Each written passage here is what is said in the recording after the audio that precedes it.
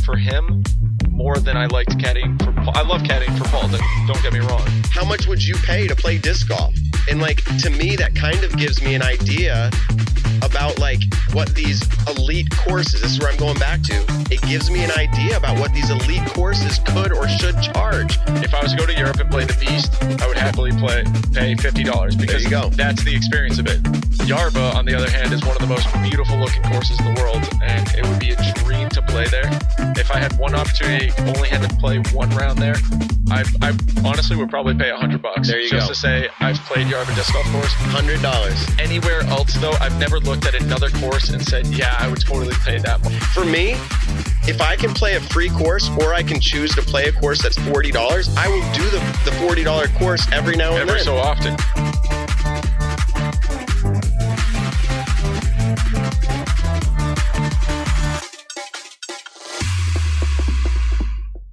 Welcome to the Nick and Matt Show. We are here for episode number 19, and our studio continues to change. I used to sit next to Nick, but no longer is that true. Look, Nick. Yeah, now we're across from each other. We're getting used to it. It's a little different I'm over here on this side, but I am looking at Nick. We don't have our third camera up yet, but we are going to eventually get that third camera back up and running so we can actually see us in the same room talking to each other. But Nick, with this being our 19th episode, let's just tease out real quick. What does every 10 episodes bring? Simon Lazar. Yeah, so episode number 20, Simon will be here live in studio. That's next week. I got to double check it with him because I'm just looking at his PDGA thing. It says he's playing JomezPro. So if he is playing JomezPro, he would be live, but in Arkansas. So we don't know yet. Hopefully we can have him in studio because I actually, for the last 2 weeks, I've really enjoyed having the studio guest with us. And we're also going to be announcing the big giveaway that we're doing for the 2K subscribers. And we'll be able to show you the discs we're giving away, the bag, and everything like that. So in studio with Simon would be a lot more fun.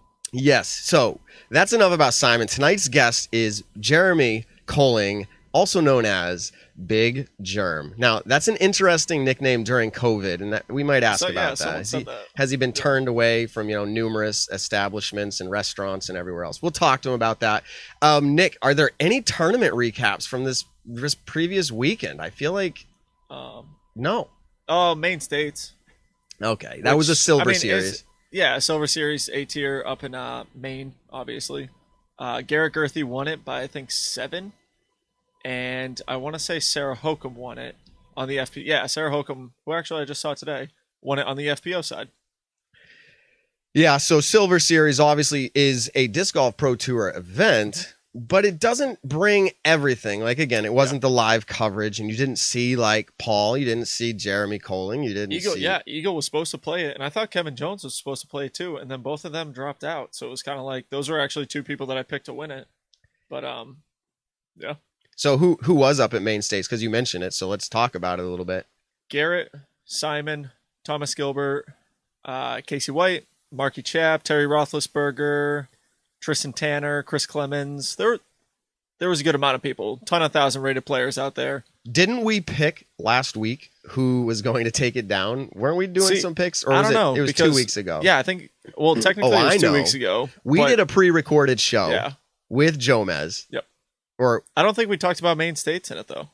We were something. Oh, but yes, and we were live in the comments. This is like Inception 3 times. Yeah, like, know, we were live in our pre-recorded comments. Like we were actually chatting. So long story short, I actually picked Simon to win it. Yep. And he took what? Third? Second? Third. It was right there. Yeah, you think we would know better. Close. We're a disc golf show, Nick. I picked Eagle, and then everyone in the comments was like, Eagle's not even going, dude. Don't you pay attention to disc golf? And I was like, oh, gotcha. Yeah, so he's not there. So we do have lined up tonight because people are probably kind of wondering about our topics. We're going to talk about PDGA Majors, kind of in general. I want to talk a little bit about, is there any obligation or responsibility in the media world for the PDGA and Majors specifically? It's their event. And obviously USDGC is a little unique in that. But we're going to talk about it in general. Also, Nick, we're going to talk about the Disc Golf Pro Tour and its new sanctioning. We'll kind of talk about what that's like. We might, if we get to it, we'll talk a little bit about OB rules. Something funky happened at MVP. Remember hole 8? Yeah, there's hole 8, multiple issues with that. We might just kind of glance on at the end. Yeah, the funny thing about that, just really quick while we're touching on it. So Paul and Hannah stayed at my house, and so on Saturday I actually didn't go out and watch the round because I was in the middle of buying a new car. So I went to the dealership, was signing all the paperwork for the car, test driving it and everything. And then when I got home, Paul was like, dude, did you see what happened on hole 8 to me? And I was like, no, I have no idea. So then he explained everything. And it was kind of cool. But yeah, if we get it was kind of cool. We'll talk about that a little bit, maybe at the end of the show. Again, our guest tonight, if you're joining us live right now, is just around the corner, Jeremy Koling of Team Innova. And we'll talk to him about it, but he's a previous USDGC champion. So that's really cool as well. Yep. So, the other thing we're going to talk about, I feel like I had one more thing down here. I got to look at my notes here. Okay, it is USDGC, and it's specifically the media rollout. Oh, yeah, that was the a media big aspect announcement this week. So we're going to talk about that as well. I can't wait for the controversy on that for the next couple of weeks. Yeah. Actually, for the next few months, honestly. All right. We're going to end it on this show, though. We're going to end the controversy. Okay. We'll give it a go. All right. So without further ado, and that's how I'm going to say it, and I say it that way always. That's like old-fashioned, I think. But, all right. What we're going to do, that came from. We can't keep him in the green room too long. He outgrows it. He's known as Big Germ. Here we go. Let's bring him in the room. Mr. Jeremy Koling, welcome to the show. Here. Bam, what's up, guys? What's up, homie? What is going on, man? Dude. I saw you at MVP, and I'm sure you're sick of hearing it, but I felt like I was shorter than normal. And like, that's where is that where your nickname comes from? Your height? No, it has nothing to do with height. It has everything to do with that, I guess. But when the nickname was bestowed upon me, I actually wasn't like a large human being as I am now. I was just tall. I was very skinny in college. The guys that lived across the hall and next to me in diagonal were 3 sophomores. My freshman year, there were 3 sophomores who were all friends, and they every time they saw me, "What up, Big Germ?" Every single time, just like the movie Friday. And so then it turned to, "What up, Big Worm? What up, Big Perm? What up?" You go on, anything that rhymes with that. They never called me Jeremy. In fact, I don't even know if they knew my name was Jeremy. I just thought that they saw a tall guy and they just started giving me a nickname, and it just stuck. Growing up, I hated when people call me Jeremy because that was like a mispronunciation of Jeremy. Jeremy. And so I was always like, "I'm not Jeremy. No, I'm Jeremy." And then like college rolls around and I was like, you know what? If I show them that I don't like this, which I didn't mind it actually because it was kind of funny. But if you rebel against something, then it's going to stick. And I kind of liked it and gave me like an image. And so, it stuck with me. It was actually before disc golf even. Nice. Wow. I've always liked the big perm, those old big perm discs that you would see. Those are awesome. Yeah, those dude. Big perm. Yeah. Actually, I've got a couple images to show you. I was just going to ask, what's the biggest hair you've ever had? So let me pull that full screen. I love it. Oh yeah. Okay, so there's the big perm. That was the I don't know if you guys are picking up on that. Yeah, we can. So explain that for our audio listeners. What does that look like? Well, I never actually had hair like that. My hair, there's a reason why I'm wearing a hat at all times. My hair is kind of just, I don't even have a good word for it. It's just boring. And it's just kind of bald and not really bald. It's just kind of straight. It's just like nothing's going on. Now, so the only way that I can access it. I don't know if I have the guts to show you, but hold on. I'm going to show you. I'm balding too. I was going to say, I don't think I've ever seen Jeremy without a hat on. Dude. So I don't take off my hat very often, but I just did. And our audio listeners, you're grateful that you didn't see that, but there we go. Yeah. I actually, I used my hairline / baldness as a form of ID one time at a restaurant on tour. It was like a long day, and I showed up, and I just wanted a beer, man. All I wanted was just give me a beer and let me just move on past that bad round. And the waitress was very sweet, and she's like, "I need to see some ID," and I was like, "Oh, my wallet's back at the hotel," and I was like, "Would this work?" And I took my hat off, and I showed her like a little bald spot on top of my head, and she brought her manager over, and I was like, "Dude, I've had a tough day." I was like, I took my hat off again, and he was like, "Get this man a beer. Like, just bring him a beer." That's awesome. Okay, so it works. Yeah. But for Nick, let's see the top of your head. Come on, we've all done it now. I have. Oh man, I actually good. during quarantine I grew it out to where it was long, slicked back, and they say that you take after your mother's father's hair genes. My grandfather, I know that because my mom she works for a salon that my aunt owns, and but my grandfather did not get a single gray hair till he was 67 years old. So, wow, Mike's just really hoping that I kind of hold true to that. My mom said she's found a couple grays in my hair before when she's cut it, but I don't know. I think she was just trying to give me a hard time. I knew it was maternal. I did not know that it was paternal maternal. That's paternal, I knew that it came from your mom's side, and everyone on my mom's side has gray hair. And actually, my grandfather on my mom's side had great hair, so I don't buy that for a second, dude. I got screwed on that one. It's weird because my mom's super thick wavy hair. Like my mom's side of the family, they all have straightish to wavy hair, but then on my dad's side, it's more curly. And if I grow out my hair like a lot, it gets really curly. So when my mom told me that, I was like, I have more Carl genes than the Lavoie genes. So, but I don't know. Yeah. So we weren't here to talk about balding, and I don't think I'd ever be like, hey, let me show you my bald spot. But like, that was cool. We all have something in common here. That's excellent. Well, I'm not balding, so. Okay, that's true. Keep it going, all right, dude. That's Keep true. it going, dude. So I want to ask you, Big Germ, before people shut off the show and go, what are we talking about? Balding. Okay, but we're here. We're here to talk about a few other things, and I just want to say the USDGC is coming up, and you are a previous champion. Do you want to tell us what is that? What feeling comes to mind when you hear 2016 USDGC? What comes to mind for you?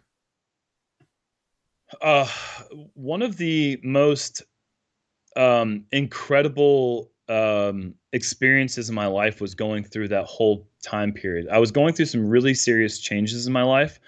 I was just in my early 30s. I had just turned 31 earlier that week, and I had decided to make some changes like around my life, just outside of disc golf and involving disc golf, to really center myself around focusing on disc golf as a profession and like what it could lead to in the future.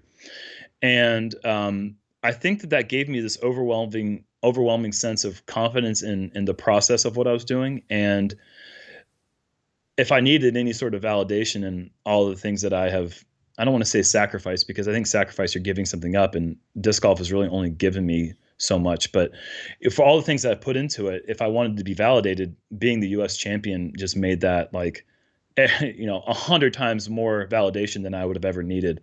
And that was that whole experience with finding out if the round was going to be played the last round. They'd already taken hole 17 out of the course. They redesigned the course between the third and potential fourth round. They moved hole 6, the beach hole, 100 feet to the right. There was a new tee pad and a new basket and everything. And like, so after the third round, like I was practicing that course and getting ready for that last round. And it was just so surreal. Just every single moment there was new information coming out. And I just will never forget that phone call when actually Paul Ulibarri was the person who had talked to Jonathan Poole, had got confirmation that the last round had been canceled. And Paul called me and said, "Congratulations, champ." And I was in my house and I just lost it, like knowing that battle was coming. I had to prepare myself 100%. I was not thinking that round was going to be canceled. If I did, then I was going to be kind of disappointed and let down that I had to go out there and like recapture it. So anyways, 2016 USDGC was just a dream come true, and then more. The whole intimate feel with the pro shop gathering with, they did the awards ceremony that was impromptu, and some of the closest people in the world were there for me for that little interview / award ceremony. And man, it was just such a bizarre, surreal, amazing experience that I don't forget. I'll never forget for the rest of my life. Yeah, definitely. I mean, so that was actually the first USDGC that I had ever went to. I was visiting Paul, Hannah, obviously, and I had never seen it before. So I flew down there, and then Paul's brother was there. And I forget if other people in Paul's family were there. But anyway, so when we found out the final round actually got canceled, we all just went bowling afterwards. It was, that's my memory of it. So That's we were his just memory. we were bowling, and I almost beat Paul in bowling, but still couldn't do it. So, yeah. So I think it goes without saying, but I'll let you answer this. That's the biggest win of your career, or how would you, or maybe that's inaccurate. I'll let you kind of speak to that. Yeah, I mean, sure, of course it is. I mean, if you're talking about like if you're going to announce Jeremy Koling at the beginning of a tournament on my tee time and say anything, you're going to say 2016 U.S. champion. But I mean, the fact that I didn't get to walk down 18 and lay up on the last putt and tap out as the champion in front of essentially my home crowd. I mean, Rock Hill is 30 minutes from Charlotte, where I was born and where I live, and where the disc golf community supports me the strongest. So not being able to like tap in that win with the fireworks going off in the background was kind of like it made me just so hungry to win this tournament again. And I've been saying it since, like, I'm going to win the USDGC again, and I'm certain that I will. That it is my tournament to win. That home course, and I feel so comfortable on those grounds. And even though I might get 30th or 40th place in some of these Pro Tour tournaments, that course really suits my style of play really well. And but anyways, as far as biggest wins, I mean, the 2 amateur world championships really propelled my career. The Maple Hill victory against, well, it was against the whole field, but really it was a showdown against Ricky Wysocki and myself. And the way that took place with him hitting the wall on the island and then rolling back out of bounds and then just winning by one shot was, that was my first Pro Tour, or that was my first tour win. Mm-hmm. So that was huge. And that gave me the confidence in the very next year against McBeth to win the Memorial. And that was probably one of my best played tournaments, playing Memorial OB free. And I had 2 bogeys the whole tournament. Yeah, that was something I don't know if that'll ever be done again. Yeah, so those are my insane. 4. Yeah, so those are good. The putt that you hit in the final hole at the 2015 Memorial was badass, because you had hit the longer putt. Wait, hold on. We got to ask. What's the dog's name? We got Flyer and Jackson, so whoever's making the racket right now, who knows? But I closed the door so they wouldn't see any distractions. It's okay. Are those your dogs? Yeah, they're mine and my girlfriend's dogs. This is I live with my girlfriend Jules. This is her house, but I mean, I've been living here since winter, so it's our home. They're our dogs for sure. Nice. And they're awesome. No worries on the dogs. No worries on the dog. So we had Nate Sexton on the show. I know you know him fairly well. You sat in a media booth with him a few times doing commentary, once or twice. Yeah. Out at the DDO this year. Obviously, you got to do that on CBS coverage. We'd be remiss to talk about that with you as well. But before we do that, I want to ask you this question, because I thought it was interesting when I talked to Nate Sexton, also a United States disc golf champion. I said, hey, man, are you planning to go out there? He said, yes. And he said he thinks that winning the U.S. championship would be a win that he wants more right now, again, than Worlds even. I hope I'm not dicing up his words too much, but more or less he communicated he thinks he would rather win the U.S. championship over Worlds. Yep. And I'm just curious how you feel as a U.S. title holder. You don't have a world championship under your belt. Would you like to win U.S. An MPO one? Yeah. So what would you like? I financially, I'd rather be a world champion. Okay. But that's not why I play disc golf. I pursue disc golf for personal goals, and I think being the U.S. champion in 4 rounds and doing it again, I think I'm with Nate. I think it's the Players' Championship. I mean, I think that every single player wants to be the U.S. champion. I think every person around the world is like, oh, who's the world champion? I think it's kind of, I mean, obviously it's an incredible title and it's the most lucrative title you can have. But as far as like being on a disc with your name on it, I think it's somewhat arbitrary that we only use the world champion as like they get a signature disc. I think the U.S. championship is almost harder with the field and with it being limited to just the 72 best players in the world. I think that for me, being a U.S. champion for what this course means to me, being that I played it the summer that I learned how to play disc golf. I mean, Worlds travels every year. Sometimes the courses aren't the greatest. Yep. Sometimes the way it's run isn't the greatest. This is maintained by tradition, by a course that has history, that you can watch stories over and over again on hole 17, on 888, on so many of those courses. It's the same piece of land that it's been played since 99. So the prestige of the U.S. titles for me is definitely stronger as a player. So lucrative for Worlds, more prestigious for USDGC. And I think we kind of equate our USDGC, is it the Masters Cup in golf where they play down in Georgia every single year? If you win it, you get the green jacket. Just the Masters. Yeah. So that's how... Masters, oh, sorry. I meant to say just the Masters, not the Masters Cup. That's what we do. My bad. Yeah, but, that's in De La yeah. So you've been down actually in Rock Hill since MVP? I mean, I've been at home. Yeah. It's literally just a hop, skip, and a jump down the road. So yeah, I today is actually the first time that I haven't been practicing the course this week. I've been since I played the Down East Players Cup in Greenville, North Carolina last weekend, and got our butts waxed by Ricky, who played really, really solid golf. I think he averaged over 1060. Oh, dang. And which was annoying, but good for him. Yeah. But yeah, Paul and I have been playing money rounds every week.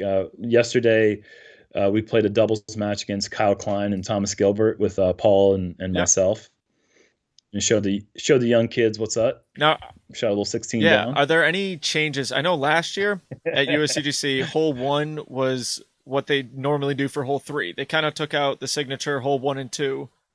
Are those back this year? Because I've seen people I've yes, seen they're pictures back. of the rock. I don't know. I was just going to ask Big Germ. They're back, baby. Yeah. Okay. Cool. So how do you feel about hole that? 1 and 2 are back, and I love it. I could not call hole 1 last year hole 1. I even when hole 3 I started the round off. I was like, wait, hold on a second. It was weird. It's been hole 3 forever, So what I liked about last year was that they took a risk, and I know that a lot of people are like, why are you going to take a risk on the biggest event? But they've been doing the same thing for 20 plus years. I mean, it's not like it's anything new for them to try something that hasn't been heard of. Bunker rules, stroke and distance, hazard, these are things that USDGC brought to the table and were met with a lot of criticism. And because of it, the sport has grown. And there's been a lot of tournaments that have tried the same things, that want to bring that same atmosphere to their event.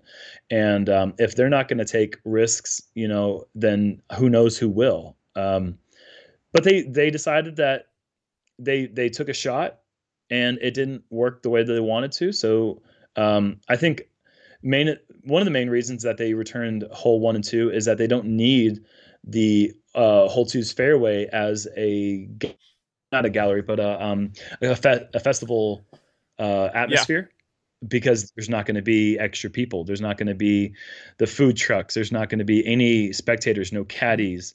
I don't even think they have designated scorekeepers. So it is a very strict, less than 250 people on site restriction that's being imposed on us by Winthrop. And so it's going to be a different feel as far as the U.S. Championship goes. I mean, we've always had some of the biggest galleries outside of Europe, but so I'm so glad, because I love 1 and 2. They're great, exactly. Great and that's the crazy thing about this year, just in general. You're talking about the European crowds versus our crowds. USDGC is one of the best courses to actually have a large crowd, because it's kind of like if you're, a player, caddy, whatever, you're inside the ropes, but outside the ropes, there's just incredible areas for people to actually spectate. In 2016, when you won it, there's obviously a ton of spectators there. What has it been like this year, just in general, without spectators? Because the tournaments that I've played, and obviously I very rarely ever have a spectator watching my round, but there have been a couple times. And usually it's my mom or dad or whatever. Yeah. For Paul enough to know what it feels like to have nothing has changed for Nick, but everybody else. When I go and watch Paul, it's awkward when he does something incredible and there's only 3 people who cheer for it, and those are the guys on his card. So what's it been like for you personally, just not being able to play with a crowd? I've gotten used to it, obviously, because we've been playing without galleries since I guess June. We started back at the DDO, and it just kind of, it's not that weird because when you're playing the majority of your rounds, your practice rounds, and all the rounds that I've played to get to the point where I can be good enough to go on tour, I've been played without galleries, so it's just kind of like, okay, this is like business as usual. And I didn't realize how much I missed it until last week, where there actually was a pretty sizable gallery for a local A tier in Greenville. And it was really nice to make a big putt and then get a little bit of energy, like hearing that noise was like, it's awesome. And, it just, I guess it kind of reminds me how special it's been to be on lead card at the European Open, because they are just, I don't know how the city of Nokia, I'm pretty sure that 73% of the entire city of Nokia is there in attendance, because that place is just packed to the brim. I mean, it is absolutely shoulder to shoulder on the last 3 holes, which are huge holes. And 3 or 4 to 5 people deep in some areas. So it's just like, it feels like it would feel at a golf event, and that's a pretty unique thing, and we definitely miss it for sure. Yeah. So this year's USDGC, we would be remiss. We talked about some of the I would say changes, but actually going back to more of the traditional look, if you will. And I wouldn't say feel, because we aren't going to have the spectators and the galleries and all that, but we are going back to, again, hole 1, which is just so iconic. As short of a hole as it seems, kind of, not as filled with awe and wonder like Maple Hill hole 1, but it's just we're going back to kind of normal there. But as you mentioned, one of the things that USDGC always does is, I believe, they push the envelope. Okay. Now, some people look at that as a negative connotation. Some people look at it as pushing the sport forward. Nick and I are going to talk a little bit about USDGC. It's a major, it's a PDGA major, but it's also very unique in the history that Innova, we're saying it, Innova really has ownership of that event. In a sense, right? It's kind of a mutual ownership where they will get, is it even actually rated rounds? And are the rules that are in place different than PDGA rules? Like, what's your perspective on like playing an event like that? Can you guys hear me? Well, this is actually really funny. So, Jeremy's frozen, but we can hear you. How many people right now, and we'll get that answer, this is live, how many people love this picture right now? I was going to say, this is actually, hold on. This is an amazing picture that's up there. Okay. So when you come back, we can, I think, hold on. We can actually keep you up. So we'll still be able to hear you, but you're just frozen in place. I have literally... This is you know what's funny, Nick? It's such a great picture. I want to post it on Instagram. I was going to say live now. Big Germ. I don't know if you can see what picture is up here, but it's amazing. No, I've. It's literally there. You go. No, it went away. It was like it's frozen again. It's like it was literally like a mannequin. Like we had the Big Germ mannequin in studio. That would have been a great prank to pull on everybody. So you're back. So you heard what I was talking about. Yeah, I had no idea what. No.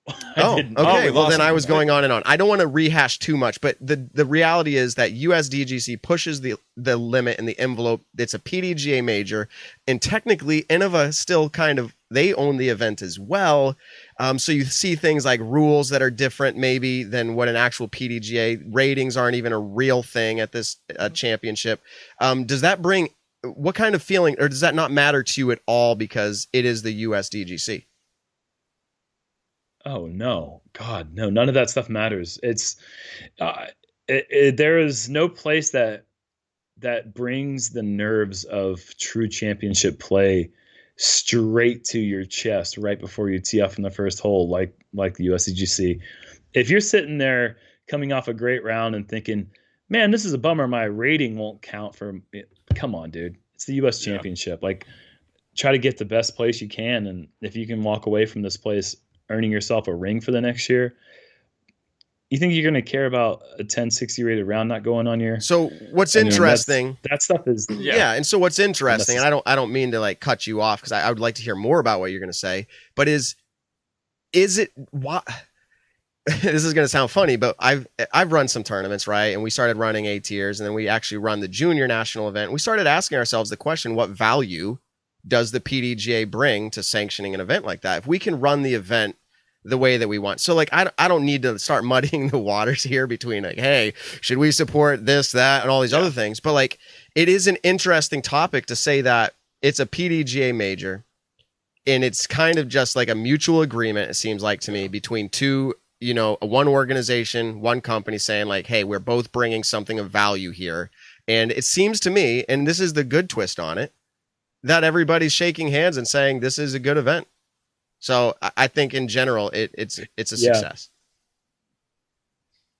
Yeah, I agree. I think that obviously the event, you're going to have people say, oh, I don't like how there's so many Mandos. I don't like that there's artificial out of bounds. There's, you're throwing some shots over parking lots and stuff like that. But when you break down what Winthrop brings to disc golf, I mean, you're talking to one of the most experienced touring players over the last 14 years. And I tell you what, there's not one place that has come close to matching the feeling of that event. There are several events that are doing an incredible job of raising the bar as far as professionalism goes. And maybe some courses have even better design layouts. I mean, sure, there's some places at Winthrop that aren't the perfect design flaw, and they continuously change the course to try to make it better. But no place touches on the feeling a player gets while going through the competition at USDGC. It is special, it is unmatched, and there's no need to try to move the event somewhere else. If you're not happy with that place, you're in a very small minority, and that's okay. I understand that feeling that people get out there when a shot that looks really great stands up and rolls OB, and you got to throw from the same spot you're just at. That's a really tough feeling to deal with. And it's not easy to adjust to what that makes you do as a player. But there's a lot of places that you won't quite get the feeling of excellence, like achievement of a birdie, than you do at USDGC. It is a very rewarding experience to play well there. And, all the other things that happen on the side that are a little bit strange, you're just like, cool. I mean, this is an experience. This is pretty amazing. Can I ask, do you have any involvement with the media this year, or are you getting a break from that and you get to just play and only think about playing? This will be the first tour event that I've played with no commentary duties attached to. I will not be a part of media as far as I'm concerned right now. It's a little bit strange, to be honest. I'm a little disappointed in the fact that there wasn't an arrangement reached between USDGC and Jomez, or that there wasn't some other media component that I could have been involved with. But at the same time, I'm happy. That gives me one thing less to concern myself with, and I can focus on just playing. And but I've managed to make that a part of my job. That's a part of the job title now for me. I'm a disc golf player and I'm a disc golf commentator, and they are both equally important to me. I take each one as serious as the other. And some people say you can't have 100% of two things in one cup, but I mean, for me, I've found a way to make it work for me, and I really enjoy doing both. That's awesome. I was going to kind of ask you about that, because I've known, like, I've hung out with the Jomez guys. I've seen you and Nate do commentary before. Sometimes you do it either in the morning or sometimes you do it late at night. How long did it take to kind of like, you're one of the touring, obviously the great professionals in our sport right now. So your tee times are usually later in the day than the average person. So waking up early to do commentary, did that take a little bit of getting used to, or like, kind of like, what's your routine? I kind of enjoyed it. I haven't had, unless my tee time was early, I haven't had too much incentive to really push myself to wake up earlier than, 9, 10 o'clock. But when we started doing commentary in the morning, we wanted to finish commentary. We wanted to start about 2.5 hours before the earliest tee time between myself and Nate, or myself and whoever I was working with on that tournament. So sometimes you're playing with someone who had just a really bad first round or second round or whatever, and their just tournament isn't going their way. You got to get up pretty early to do that. Fortunately, Jomez has outsourced a new catch cam guy, Kevin Toma. He's also doing the follow flight stuff with follow flight Mike, and now follow flight Mike is literally going after 9 holes, getting the memory cards from the Jomez crew, heading back to the Airbnb or the hotel, and he's editing while the back nine's going down. That's insane. That means that when the back nine's done, edited by, we're doing commentary at 10 o'clock in the evening now. Oh. I can go to bed before midnight and get a normal night's sleep, wake up from my round whenever that is, not have to concern myself with how someone else is playing.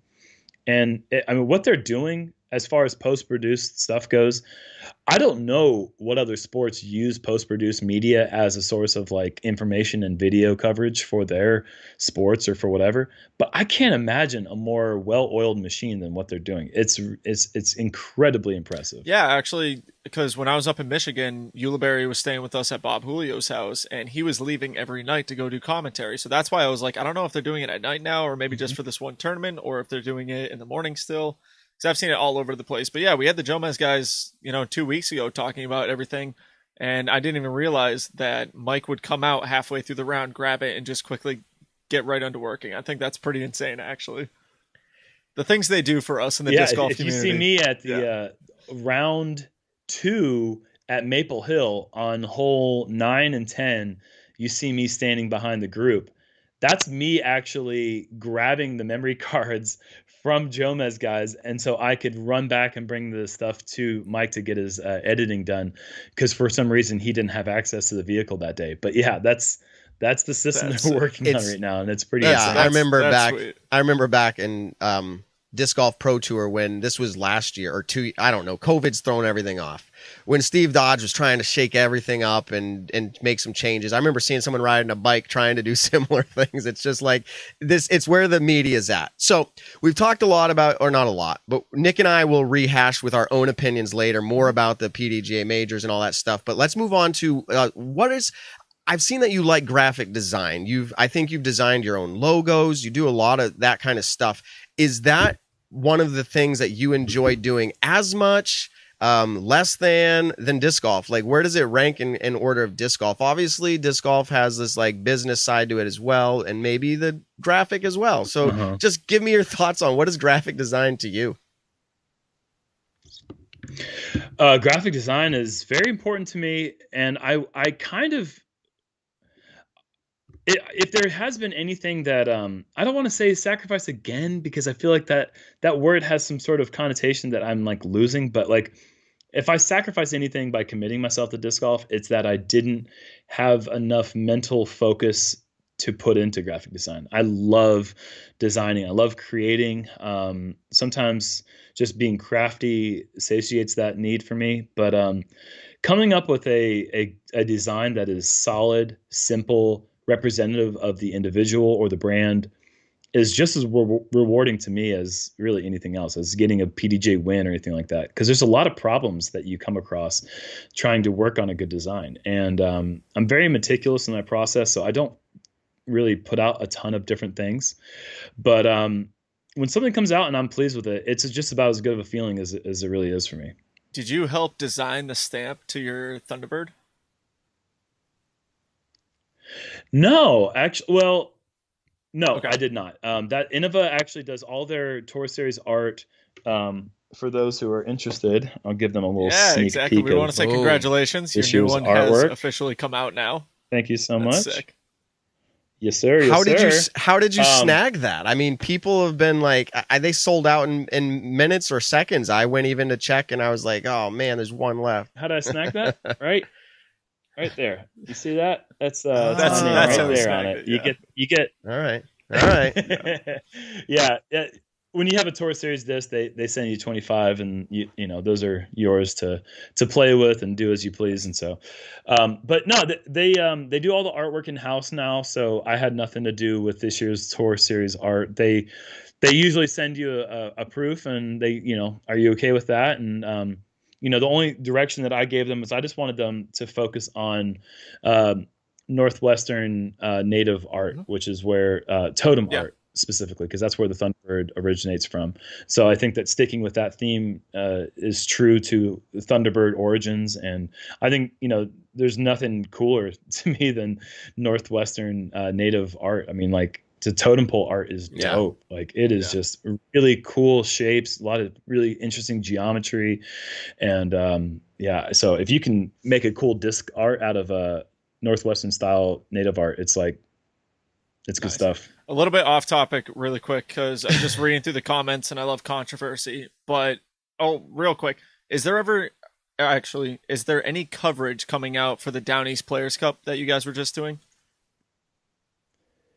Yeah, Gatekeeper Media was there, and they also filmed a skins match, which should be really entertaining. So someone I don't know what their turnaround time is, but it might be available already. Someone asked what was going on at the Down East Players Cup on hole 17 with the drop zone. Did they have a waiver for that? Someone just says as a deal. A question for Big Germ, somewhat related to USDGC. So something happened. I was caught off guard. So coming down the stretch, I didn't realize that I was right there. I'd almost caught Paul Ulibarri, who had me by 8 shots starting the round. I was playing pretty well. And I had this really tough putt that it was blind to an elevated basket, and OB was less than 20 feet behind the pin. And so I went for the putt, and I almost made it. And I kind of got like a ramp skip off the left side basket, and it just so happened to go out of bounds. And I was like, oh well, it's a tap in bogey, no big deal. And right before I went over to mark it and tap it in, Nathan Queen said, hold on a second, Jerm, let's check the rules. I'm pretty sure all OB shots are required to go to the drop zone. And I was like, what do you mean required to go to the drop zone? Like that, we hadn't had any other holes in the tournament that had any rule like that. So I was certainly not, I didn't know there was a drop zone on 17, let alone that you had to go there if you went out of bounds. So then I had to grab my disc and go over to this drop zone. And now I have like a 45 footer, the same from like where I just was, but now I can see the basket and like there's OB behind it. And I knew at that time that I was like just barely ahead of a couple guys, Dan Hastings and Raven Newsom. And I was just like, this ruling makes no sense to me. Like, why can't I just play from where I cross out of bounds? But I went to the drop zone and I made the putt, and I didn't even realize how stupid it was to go for that putt, because I could have just been going back and forth there all day long. Like I could have just like let the emotions take hold and like get upset, and then like who knows, I could have just thrown my tournament away. And Ricky and Ulibarri both came up to me after that and they're like, dude, what were you doing going for that putt? And I was like, I don't know. I just kind of blinked out and I just had to make the putt, and I did. And I was pretty happy because I definitely would have dropped from 4th place to like 6th place if I just kept going back and forth, potentially just dropping. Man, so I was going to say that's going to bring up a topic for us later today too. But it's just interesting. Some of these rules, it's not. Sometimes they're in the player's caddy guide, and sometimes it's kind of confusing to how it could be interpreted. These as OB well. Rules are getting which we don't need to discuss the Paul McBeth one now. We're going to wait until later to do that when we don't have our guest on the show. But at Maple Hill, even you heard about? Well, okay, let's dive into it. You heard about that controversy between, and is that the first time? Let's touch on it. Is that the first time that you've ever seen at a disc golf pro tour where somebody, at least let's just say a lead card, so it's higher profile, if you will, objected to a ruling, and it was upheld in the moment, and then the next day it was overturned? Is that the first time you're aware of that happening? It's not just the first time I've heard of it on the Disc Golf Pro Tour. I've never heard of it before, and I'm super happy that they made the right call. Yes. The fact that the disc was in water was totally arbitrary as to what OB rules are defined as in our sport. Our OB rules would need to be cleared up in a different way. There's already some gray areas. Like if you go around a corner and you can't find your disc, but there's water over there and you're certain that it went in the water, then you can play it from the water's edge. Right. But if you're not certain that it went in the water, then you have to rethrow from your previous slide. Now that's an interpretation situation that is, it stands to be interpretive. And that right there, we don't want any sort of interpretation going into rules, especially when they can come into an event like that. That could have ended McBeth's chances. And the fact that they looked at it, they, McBeth as a player did the right thing. I know that I came across some comments that were like, oh, he's being whiny pro. I hate Paul for this reason and stuff like that. And, he did exactly what he should do.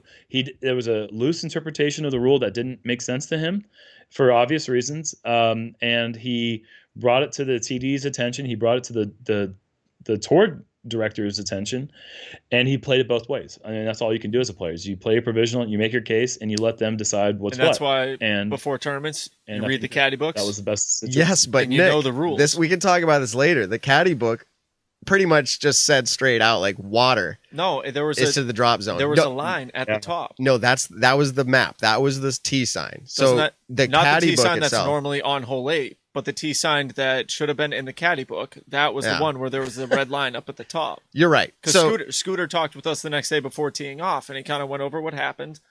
And, but like I said, read your caddy books and know the rules of disc golf, I guess. Shout out to Scooter. Yeah, exactly. Shout out to Scooter.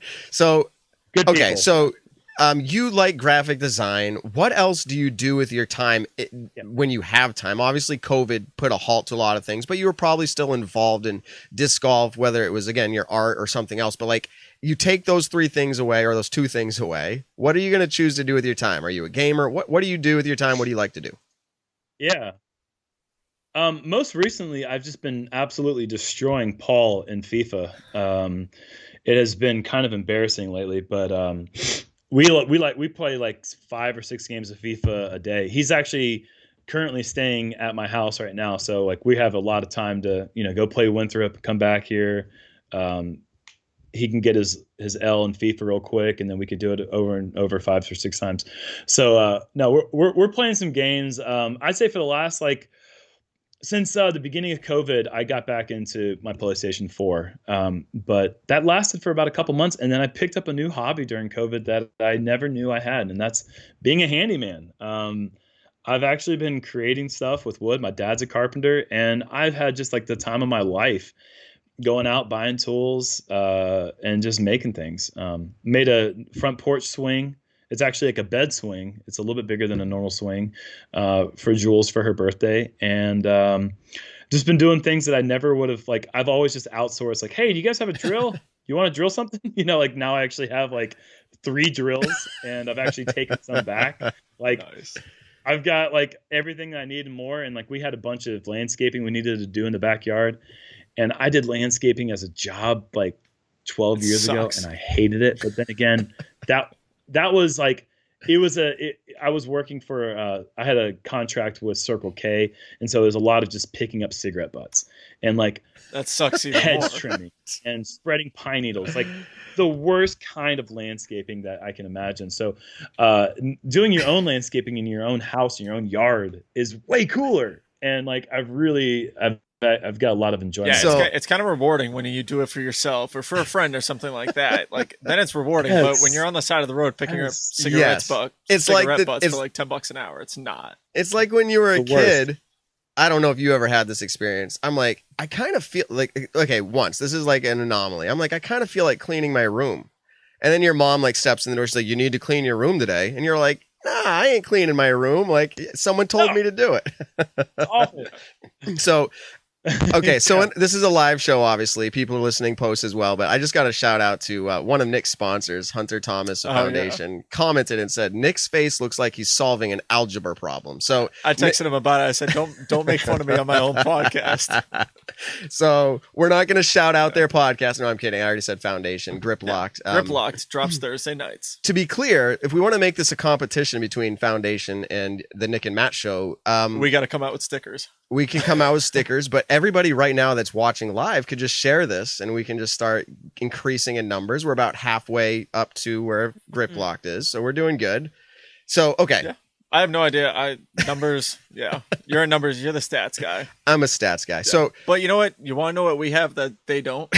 Jeremy Koling on our show right now. They don't have that. They don't have the big perm. That's right.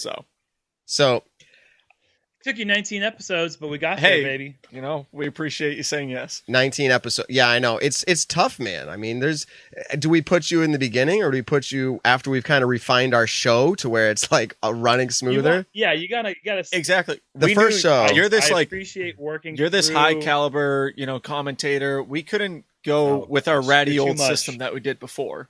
We couldn't do that to you. That's just disrespectful. So we're like, Big Germ, he gets a brand new studio set up. Yes. He gets it all. Next MVP Open, because this is where we're located in Leicester. Yep. Next MVP Open, I'm going to schedule out about 30 interviews, and people can just wait in the line. We'll have barbecue upstairs. We'll do the whole 9 yards. We'll just do one in the seat at a time. So I guess I'm not practicing for the event. You're not. Nick's not playing the event next year, so. All right. Just save me a couple bucks, maybe. All right. So, you got any promos or anything you want to? I mean, you already showed us your disc, but is there anything else that you're doing that you'd like people to know about? This would be the time to say that because we're going to get into some cool games and whatnot. I guess we'll give you a chance later too. Yeah. But is there anything else that's on your mind that you're like, hey, this is going on right now? I mean, clearly, I really hope that people are taking their money and spending it on Innovator Series program because it's a huge part of what we do. And if you're going to buy a disc, think about considering buying a disc that supports one of your favorite players, whoever that is. So that's a really cool program. Definitely look at getting the best disc golf bag in the world. Get a pound disc golf bag. Levi is one of the absolute coolest dudes that I've ever met outside the sport, in the sport, whatever. Great person. You always want to support good people. And he works hard, makes a great product. I had nothing official worked out right now, but I'm working with Busnell to have some small contract. They're trying to get into disc golf. You know, they have their own disc golf. They have Busnell Golf. They have Busnell like official, and then they have Busnell actually like a disc golf side thing. Can you talk about that a little bit more than just a shout out there? What do you know about that? Because we've been seeing Busnell like quite a bit, and it's obviously a coordinated effort in disc golf world to try to promote it and make that sponsorship work. What do you know about that? How did that come to be? Nate Sexton's in the house, by the way. He is in the chat room. Oh, hey, he says, Nate? This is what he says. Whoa, look what I found. He's going to see the game in a little bit if he sticks around. But yeah, tell us what you know about Busnell. Like, how did that come to be? Well, Busnell, they're disc golfers. Just like Grip 6, their involvement, their interest in the sport came from being disc golfers themselves. And it's really cool, obviously, anytime that we get a big company that is well established outside of the sport and they say, hey, we love where the sport's going. We love playing ourselves. We want to get involved. There's nothing we can do more to really say, hey, come on, bring it. We want to show you all the support we can.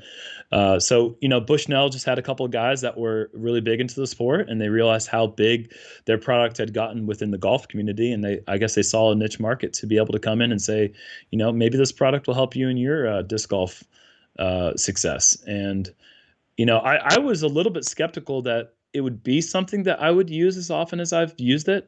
But I've noticed an increase in my average finish since using Bushnell, and I don't know how much of that is to be directly attributed to them, but I definitely feel like if I'm using it 5 to 6 times around, there's a good reason for it. We're so accustomed to going with, oh, I'm a field player. Of course we are. We've never really brought this into our disc golf bag as a tool to help us be more consistent and to not have to guess. I don't want to guess. I'm getting older. I turned 35 in less than 10 days. I don't want to guess if it's 350 or 380. That's a big difference, especially when it has to carry over out of bounds and all that. And I'm not just like flagging the pin. I'm flagging a tree that I want to avoid. So if I need to just narrowly avoid a tree in the fairway that's 250 feet away, then I know how much power I need to put on that. And that means a lot to me. And that's translated to better scores for me. So I think it's a really cool thing. And I think that they've noticed that I've used it a lot. I've promoted it freely, and they recognize that there's a value with me promoting a product. So, we're working on something right now. It's pretty small, honestly. For me, sponsorship is very important. It's the most important part of me doing this as a job and being a professional. But I only want to associate myself with products that I find. So if Big Germ's putting his seal of approval on it, that it's he's not doing it for money. He's doing it because it's the real deal. Yeah. That's awesome. And so real quick, because this is kind of interesting, I'm going to just put this out there to those who are live right now. If they would consider copying the link and sharing this to everywhere they know, Big Germ, you could have the largest live audience we've ever had. It could happen tonight. We're about 35 away from our largest ever. So the shout out, Big Germ, you want it, right? You want the largest live show on the Nick and Matt show, right? I thought. Oh, dude, bring it, man. We got games coming up here. We got some fun stuff coming up. So absolutely do that. Share it, dude. So Nate Sexton's in the room. Hunter here. Thomas. Yep. We got so technically Big Sexy here. So Sexy we should just bring him in Skype and we can do the whole thing. Right? So no, I love Bushnells. I actually used Paul's when we were up in Vermont at Fox Run, just seeing how far I threw, a shot on hole 7, or same thing, like, hey, that tree is 350 feet away. This is what I got to do if I want to go to the right of it or if I want to be early of it. And so I think, like you said, you can kind of dissect the fairways down more now, and that it only benefits you. So I don't know why more people kind of are like hesitant on the whole thing about What is the skepticism that you've heard in regards to that, Big Germ? Because I've heard some things, but what have you heard? Like, what's the skepticism? I don't really know of anyone being too skeptical. I think that maybe one thing that somebody could say is that, if I see this exact distance, it'll get in my head, and maybe they'll second guess the feeling that they're so used to and accustomed to, which I could understand that. I mean, like, that's why I initially thought that this would not be something that I would be using. As far as like maybe potentially being, where they outlawed some types of rangefinders in golf, maybe that there could be skepticism that that could be an unfair advantage in our sport. But I don't know. I don't see it that way. We still have to throw the disc. We still have to execute the shot. And I don't see having some sort of distance reader as an aid really is too much of an advantage, so much as like just a tool. And I don't know. I think another thing I actually didn't mention is that I like to use them as binoculars. Like, I sometimes can't quite see all the limbs that are hanging down. Yeah, dude. Just, the little monocle. You got one on each side, right? You're using two of them? A binocular. Yeah. But yeah, I like to be able to, I can zoom in so I can see really? a shot land. Which really? In the past, yeah. So I like that, I don't need to get into the full details because I've used rangefinders before, and the work process that I'm a part of, sometimes we need to use them. But are these laser rangefinders, or how are they working? Do you know how they operate? Or is it a laser? Yeah, they're a laser rangefinder. I'm like 99.99% certain. Yeah. I haven't. And it tells you in feet. Does it tell you down to the half foot, or is it how does that work? Is it down to a couple feet? It's just down to the foot. Okay. I have one that measures in yards, which fluctuates a little bit less when you're on a target, like a basket. It's very accurate. So like when you're reading it, it can pick up the cage or the chains. And so that number is going up and down by a foot, like pretty quickly. Yep. And then the new Bushnell ones, they also do elevation changes, right? They don't, but I've had some good discussions with some people at Bushnell, and we are working on some potential trigonometry for future advancement. Gotcha. And updates to the product. But yeah, they have one that measures in feet. They've got one that measures in yards, and it shows you the angle of decline or incline. And so you kind of have to do your own math. Okay, maybe that's what I'm thinking of, because I actually, for work, I work in the blasting industry, and when I set up my seismograph to record all the readings, I have to figure out, okay, which house or structure is closest that's off the property. And so I use a rangefinder every single day. It's kind of cool. I've gotten very kind of like good with math in a sense when it's, because it's all in yards. That's so pretty it's like, cool. Boom, I got to do it pretty quick.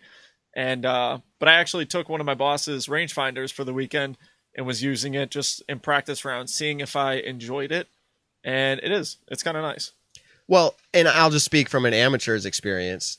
I've taken my Discraft Comet out to a field, and I was like, hey, I'm going to throw this just about as hard as I can, maybe 90%, and I'm going to range find it and see how consistent it is, and then go, hey, man, if I ever need to clear 300 feet to the dot, you throw this disc 90%. And like, to your point, it really helps with that for sure. Mm-hmm. Yeah. All right. So, our numbers are increasing, so people are sharing this. Come on, Big Germ, you got this. Sexton thinks he has the record, but Paul McBeth actually took that one away. So and Hannah. Well, all you gotta do is get Brody Smith on the show, and you'll just obliterate any records you want to set for yourself. So, all right. Well, we'll we work had on that. Brody on Shomez, and he tripled the views of even McBeth. Like McBeth had the number one, and then we're like, oh, that'll be unmatched. And then the very last, the season finale, we had Brody on the show. It was just like crazy. That guy is just, he brings people in, man. He does. He's an interesting person to have in a sport in any incredible ways. Eventually, we would obviously love. I've talked with him a little bit about it before, but no, he costs too much. That's the problem. Yeah, he said it was going to be like $50 an hour, and we usually run 3-4 hour shows. That's not bad. $50 an hour. No, you offered him the same $500 that you offered. I was just going to say. Yeah, well, you're Jeremy Koling. Like I said, you're way up here. Too much. That's not okay. You're way up here. You know, no one. We're paying you the most. Okay, so here we go. Hannah, I had your back, by the way. Okay. I said Paul and Hannah. Yes. Okay. So surprise. Here's the deal. So people have been. They're not paying me. We're getting clear the air. We're having a good time out here. But now in the live chat, we've got Hannah McBeth. We got Nate Sexton. We got Jeremy Koling on the show. We've got Hunter Thomas of Foundation. And Nate just found out he's not the most live viewers ever. He says now he can share. So it's going to bump here in a second. You might get it tonight. But what we're going to do is we're going to jump over. We're going to jump into our first game, which is called Two Truths and a Lie. So let me go ahead and get this queued up here, and we will jump right. I'm a little bit nervous about It's going to be good. Here we go. It's going to be fun. Two truths and a lie. Can you spot the fake? Okay. That's Nick's favorite intro ever. Yeah, we'll go with that. We'll go with that. Okay, so the way this works, if you've participated. I like that. I like that. Okay, you've participated in this as one of our Two Truths and a Lie participants. Can we ask the question? And again, you don't know if you were wearing pants or not, but the way you followed that up, you said, "Am I wearing pants?" And we all had a good laugh out of that. Yeah, actually, what was the answer to that? Yeah, he was wearing pants. Thousands want to know. Let's get into it. Let's get into it. Good. Let's play the game. We need to be left in question. No, I was wearing shorts. So it was like a last second weren't thing wearing that came across pants. my mind, and I was like, "Oh, this will." It was good. I was not. He was not pants. wearing pants, folks. He was not wearing pants. It was good. We all had a little laugh. Okay, so here comes the first participant. Here they are. What's up, everybody? Thank you for having me on the show. I'm actually really excited to do this, and hopefully I can come up with a few good ones to throw you guys for a loop. So let's get started. I graduated high school with a 3.7 grade point average. I've never touched the rim of a regulation-sized basketball hoop, and I'm related to Neil Armstrong, the first person to ever walk on the moon. Now, okay, hold on a second. I threw Germ all right, here we go. He says, "I know I threw Germ for loop," so I had to pause it here. Okay, what's your immediate reaction there, Germ? Which one's the lie? I am actually like, as well as I know Paul, there's a lot of things, like, he's a mysterious person. I swear, like, I feel like I know Paul so well sometimes, and sometimes I'm like, I don't even know if I've ever met him. So, like, I was when I saw his face, I mean, he was wearing that outfit yesterday, so he literally just sent this thing in yesterday. Yeah, you said he's staying with you right now, right? You said he's staying with you. Okay, yes, so yes. Let me just kind of X these off real quick. I feel like he's definitely touched the rim. Have you ever seen him play basketball? Yeah, we've played basketball a lot. Actually, he can touch the rim. Shout out to Jules for my early birthday present. She got me a basketball goal on in our side of the house here, attached to the garage, and I just smoked him in pig yesterday. He's been doing a lot of losing to me, but anyways, that's beside the point. Paul and I play a lot of basketball. I could see him in his younger days being able to touch the rim. He says his grade point. And he said that I've never touched the rim, right? Yeah. He said he's never touched the rim on a regulation-sized hoop. Right. So I feel like he has. I'm going to guess I would guess that's the lie. But here, so a 3.7 grade point average, I'd give that to him as a truth. Who actually? Oh, never mind. So I think. Wait, what? So did he Here's say the he was He's related. Or No. he's related? Like selectively intelligent. he has an intriguing intelligence because he doesn't have the intelligence of like things that you don't need. Like he doesn't have the superfluous intelligence. It's like he doesn't need to learn how to spell certain things. He knows how to articulate himself in a decent enough way that he doesn't like concern himself with adverbs and adjectives and so on and so forth. But he's very smart. So like I could see him having that 3.7 GPA. Look how smart he looks right here. I'm gonna say the lie is, yeah, that's a. Okay, for our listening audience, we just pulled up a freeze frame of him. He looks very smart. I'm kidding. But so you give him the grade point, but here's the problem. Is he related to Neil Armstrong, the first guy to walk on the moon? Like, I feel like... I've never heard that before. That's too random to just come up with, man. That is just like, that is too out there. So he's actually distantly related to Alyssa Van Lannen. Really? Like it's a second or third cousin. Oh. Okay. I mean, like, just randomly found that out in the last couple of years. So, I mean, I'm going to go ahead and say that I think the lie is that he's never touched the rim. I think he has touched the rim. Nick, what are you going with? I'm going to go with the GPA. Okay, and I'm going to pick related to Neil Armstrong. One of us gets a point here. So... Oh! Yeah, one of us gets a point. All right, let's go ahead. Cue it up. Here we go. Okay. For Luke because he thinks I'm an absolute idiot. So here are my answers. I actually did graduate high school with a 3.7 grade point average. Pretty solid. And I am related to Neil Armstrong, the first person to ever walk on the moon. My mom's maiden name is Armstrong. My grandpa was Armstrong. And through the avenues of relatives, somehow I'm related to the guy. And then finally, yes, I have touched the rim of a regulation-sized basketball hoop. A few years back, I was 155 pounds in the best shape of my life, and I got way up there and finally touched the rim. Well, thank you guys for having me on the show. Jerm, I'll see you in a little bit probably. And Nick, good to see you, bud. Thank you guys again. Have a good night. I hope these were pretty good. Wait, So the lie was the rim. He said he's never touched the rim, he said he's right? never touched the rim. Okay. Yeah. Yeah, that makes sense. So Jeremy got that one.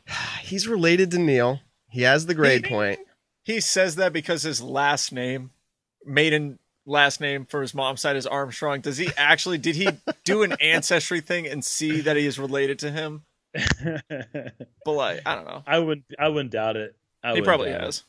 Okay, so we got to continue on, but I'm really interested in this in awarding Big Germ with the most live viewers ever. We're gonna have to double check this because we're getting up there right now. So keep up the good work. Here we go. Yep. I swear, I think Paul and Hannah had like 270, but I could be wrong. So you hear the Nick says 270, so I keep think they pumping had like it up. 275, almost 300. But okay, here we go. This is on with our next guest, 2 truths and a lie. Here that comes. Hello, I have been highly caffeinated, and I am now prepared to tell you 2 truths and a lie.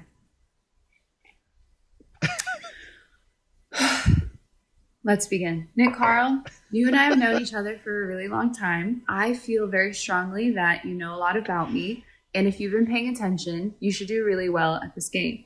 But unfortunately, I was instructed to trick you, so I have to talk about things that happened before you were in my life. I was cast as Dorothy in my middle school's rendition of The Wizard of Oz. We used a real dog. The first pro disc golfer I ever met was Paige Pierce. The first time I ever had to use my ID was to buy a video game. That video game is Call of Duty Black Ops. Good luck. Oh my goodness. Now, I'm kind of like thrown through such a loop because Nick, she's watching right now, and if I get this wrong, Nick knows Hannah very well. Big Germ, I'm sure you've run into her a few times. She does media now as well. She'll be doing it at USDGC.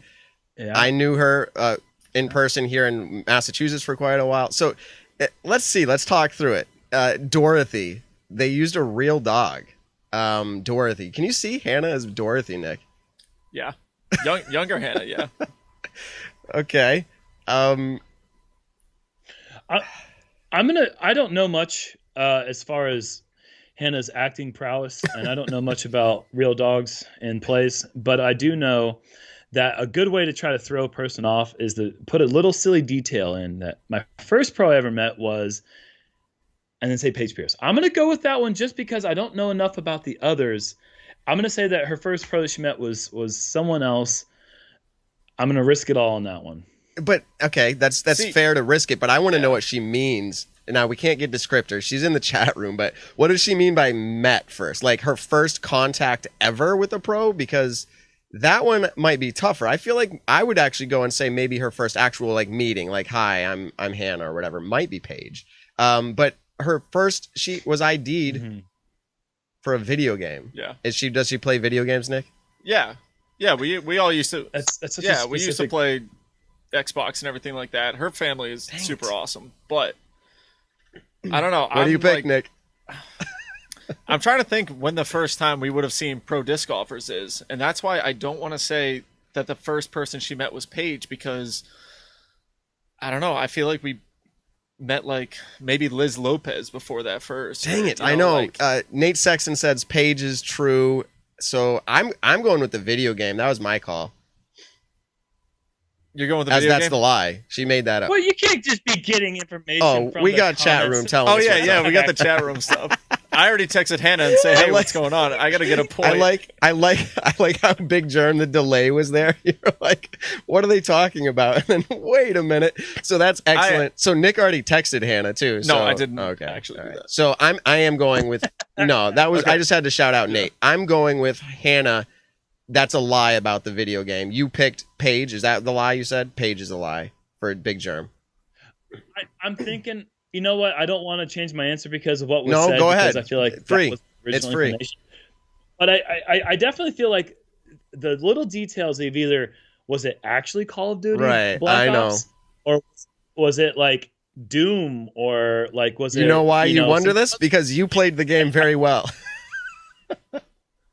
Yeah. I think that she was ID'd. The first time she was ever ID'd was to buy a video game, but I'm going to say that it was actually to buy a different video game. So I'm going to change my answer and say that it's the video game is the lie. I'm going to go with she didn't play as Dorothy. She played as someone else. The witch. No, see, I wasn't going to say that. Oh no. Don't say that. No, I'm not going to say that. Man, But For the record, Hannah, I think you would play a fantastic Dorothy. I think That's she just my- would make an incredible munchkin. Why I don't am know I sweating I just think so that'd much? be pretty sweet. You say the munchkin, I say the witch. So okay, let's see it. Let's find what's the out. lie? Let's find out what her lie was. All right, here we go. It was the second one. The first pro disc golfer I ever met was Zoe Andike, and it was at Collegiate Nationals. Man, so Devastating. we talked ourselves out of it. Yeah, I was gonna say Jerm got psyched wasn't out. for Nate. Yeah, I know. Nate says, "Dang it." So, okay.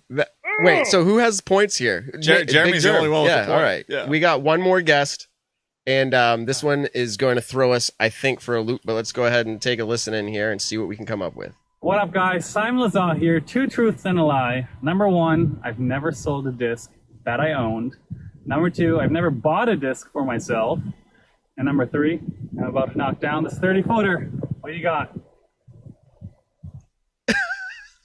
So now I have to predict the future in this game. It gets harder and harder. Are you kidding me? Okay. So, Okay. I have a very good idea actually on this one. all right. So let's work through this. He says he's never sold a disc that was his. I'm actually going to say that's probably true. I see him as a very nice guy.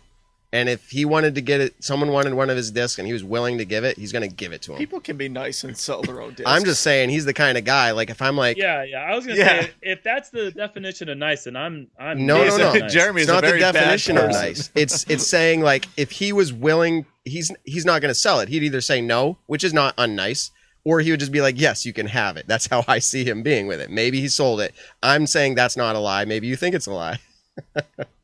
So I think the lie. I don't know know. for go for I don't it. know. I feel like the lie has to be he misses this 30-footer. But because how could he predict that unless he recorded this like 4 times? or 40 times. So that's my prediction. I'm already that picking part it. right there. That's like we're talking about trick shot master Simon Lizotte. Oh, don't you dare!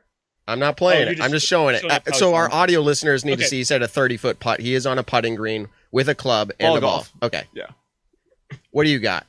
Okay, so what I have is I know that number 2 is true. I've talked to Simon about this as recently as MVP.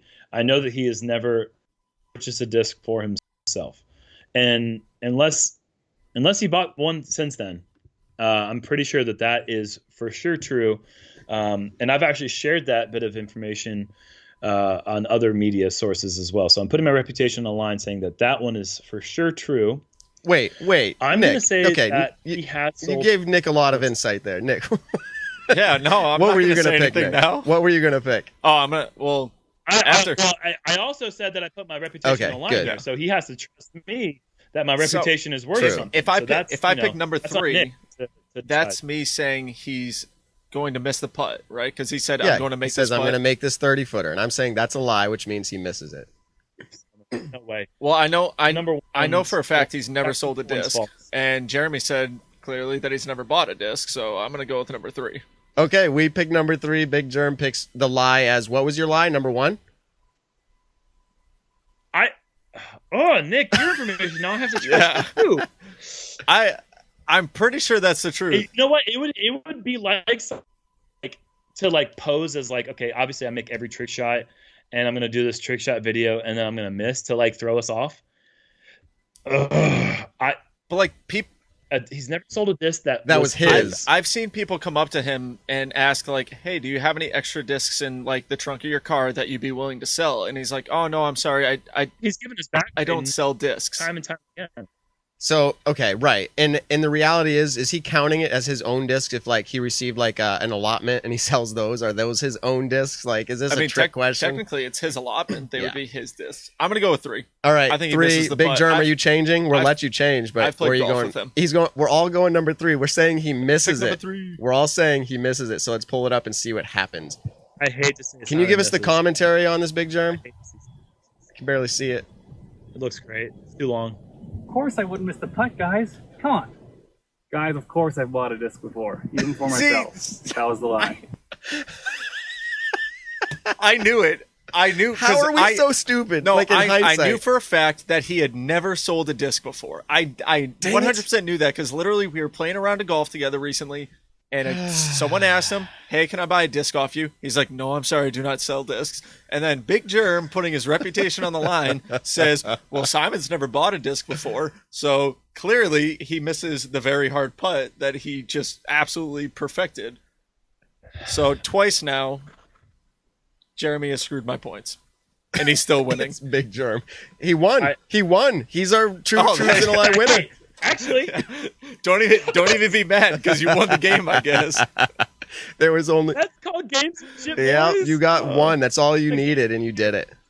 You guys gotta learn something from what happened tonight. Maybe even Hannah can learn a little bit of the acting skills that I just put on display tonight. I truly seemed like I was really disheartened. No. That's me winning, and that's what winning looks like. Okay, so, yeah. I think you're a little upset that you did get 2 wrong. So, Nick, are we ready to call it that Big? Are we ready to call it? Big Germ has brought the largest live audience ever. Are you ready to call it? People are saying there's 300, 302. I see 289 in my little eyeball thing, but honestly, congratulations to Jeremy Koling right now because I think you do have the largest amount of live viewers. This is just a testament to how much you guys have done to grow the show, and man, what an honor it is. Well, awesome. now that Jeremy just beat me at once again my own game on a podcast, I'm gonna have to get Brody Smith here so that he beats Jeremy's record of live viewers. Wow. Okay. So Simon, we're gonna go ahead and say this. I put my reputation on the line that I trust Simon, and now I have to say that I don't trust Simon. He just told me that he has never purchased a disc. When he was young and he first started, he said his dad bought all of his discs. So shout out David Lizotte. And then he said when he was good enough to be sponsored, he got all his discs for free. And so I don't know at what point he decided that he was going to start buying discs, but it was either after he told. Look at that face. Is that face lie to you? Is that face lying to you? Scoundrel. All right. Not gonna lie though, that was a really good putt. That was actually very impressive. Do you see So how much next break week there was? he's But next Yeah. week he's live in studio. At least We that's think. I don't want to throw him under the bus. I'm gonna call him tonight. Yeah, call him right now on the air. Okay. Yeah, I can No, do you don't that. have to do that. Okay, so we're going to move into our next segment. Congratulations, by the way. There is no prize for that except for you get the honor of getting that win. This one, there will be a prize for the winner. Yeah. And Actually, Yeah. funny thing about this. So, whoever wins the Judge That Disc Golfer game, which is usually the guest, I always owe them lunch because it's me against the guest. And so, if I lose, I owe the other person lunch. Okay. If they lose, which never happens, they owe me lunch. Well, so for MVP, I paid for Paul's lunch, Simon's lunch, and Eagle's lunch. No, so you I didn't. have ponied up on 3 different people so far. I still owe probably another 16. he owes 15. another dozen. Yeah. Yeah. All right, so here we go. We're going to jump into it. I have paid for some though. All right, we're going to jump into it right now.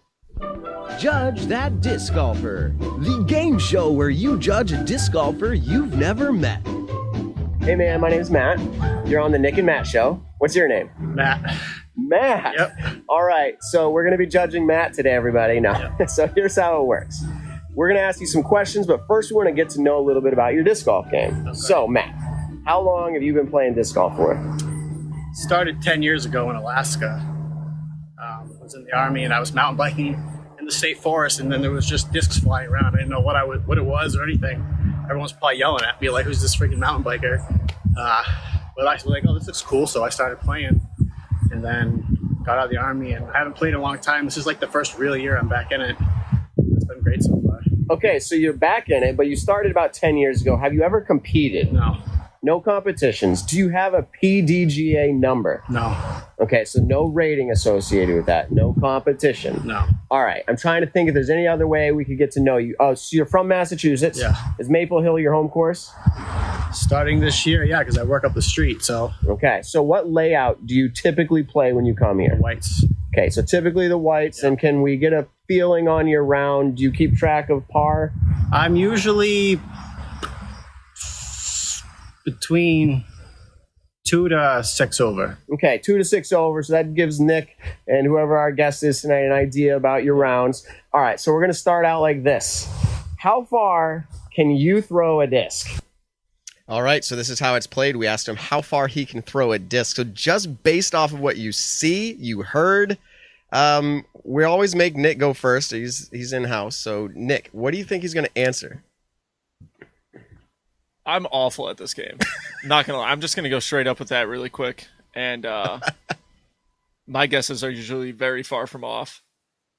So I'm gonna go with 325 feet. 325 feet. So now you get more or less Big Germ. I don't need to tell you how to do this. You get the over-under if you want that. So Yeah. Oh, I'm going under. I'm going under here, Matt. That's a big guy. He's got the Army experience. He's gripping that putter like it's like a mini. But he's playing the whites. And I think he's playing the whites for a reason. I'm going to go under. So do I have to say you got to pick a number? Just pick a number. Because it will be a tiebreaker at the end, whoever was closest if we run into a tie. So Okay. pick a number. I'm going to say 310 feet. Okay, 310, 325 to Nick. Let's go ahead and find out what Matt's answers were. About 330. Okay, 330 feet. All right. Thank you. Ooh. Yeah, so Nice, dude. Nick, he starts Finally. out, he All goes, right. I'm just going to start out by saying I really suck at this. I mean, It's taken him 19 Nailed it, episodes, dude. 19 segments, or however many we've done, Yeah. and he's just about nailed it now. He's going to be the best judger of disc golf ever. Yeah. So. I think, honest to goodness, I think Nate Sexton was the best judger of the discers because the way he analyzed everything was just like, okay. It was insane. All right, so He's seen a lot. He's been around for a while. Yeah. And he was actually one of those chuckers one day, too. So Exactly. yeah. I guess we All all right, would. here we go. I can't celebrate too early, though, because Here we go. Question number dos. Question number 2. If I was to give you 10 putters and you were to stand at Circle's Edge here at hole 18, okay, so about 10 meters out, Yeah. how many of those putters are going to make their way into the basket? Okay. We give him 10 putts, and I don't remember. I think we actually might have given him 10 putts after, but we're not going to share that right now. And that doesn't matter because what was his answer? What was his answer? How many putts he would make from Circle's Edge with 10 putters in hand? Specifically here at hole 18 of Maple Hill, the putting green. So at Circle's Edge, what does he answer? Big Germ, you're up first. I really wanted to say 3 at first, but I'm gonna go to 4. Oh, putting Nick in a tough spot here. That's such like a good number. I think the over/under is 3.5. That's the over/under, and I went over on 4. All right, Nick, you're up, man. You're becoming better at this game. What do you think he answers? It's so weird because if I say 3, I feel like I'm rude. If I say 5, I feel like that's not a good answer. This game is called Judge That Disc Golfer. I just feel bad whenever, like, because half the time the people are actually watching in the chat, and to be clear, we ask if they're okay coming on the show, and they say yes. So feel free to answer. I'm gonna go with the under. I'm gonna go with 3. Okay. I swear, if it's 5, I'm gonna be Let's see what happens. Here comes the answer. I would love to say way more than is true.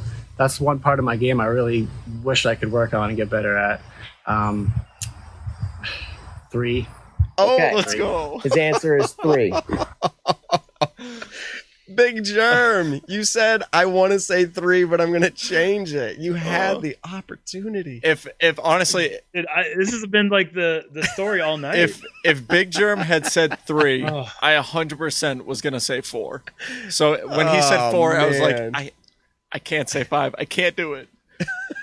Oh man! You essentially elaborated on my feelings exactly. I didn't want to say 3 because I was like, I'm trusting Big Guy. Yeah. I'm trusting him here. He's gonna come through.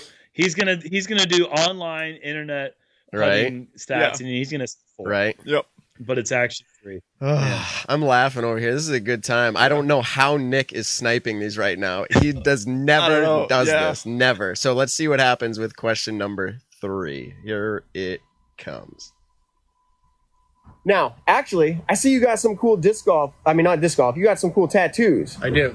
All right. So you are a guy who likes ink on his body. If you were to get a disc golf tattoo, Oh boy. all right. Now, here's your 4 options. Would you get an individual basket? Would you get a putter hitting the front rim of a basket? Would you get Tasmanian Devil 360 drive? Or would you get a cool disc golf phrase, maybe one of your favorites, or something like death putt or grip it and rip it? It's got to be one of those 4. It's got to be one of those 4. Okay, so this is the game. We give him 4 options. And can I just laugh again about 2 or 3 weeks ago? We had a guy say he would pick the disc golf phrase. Oh no, it was Chris Dickerson. Yeah. We actually had Chris as judge of the disc golf. It was hilarious. And he says he would say I do all this and for what or something, tattooed on himself. I do all this and for what? All right. So what tattoo does he pick, Nick? He kind of chuckled when you said the Tasmanian Devil, but 3 putts means he potentially is missing a lot of putts low, but does he want to get a disc golf cage with a low putt tattooed on himself? A doink. I'm going to go with that one, though. I'm going to go with the doink putt. All right. So this is the first time, by the way, that we don't have a number guessing here.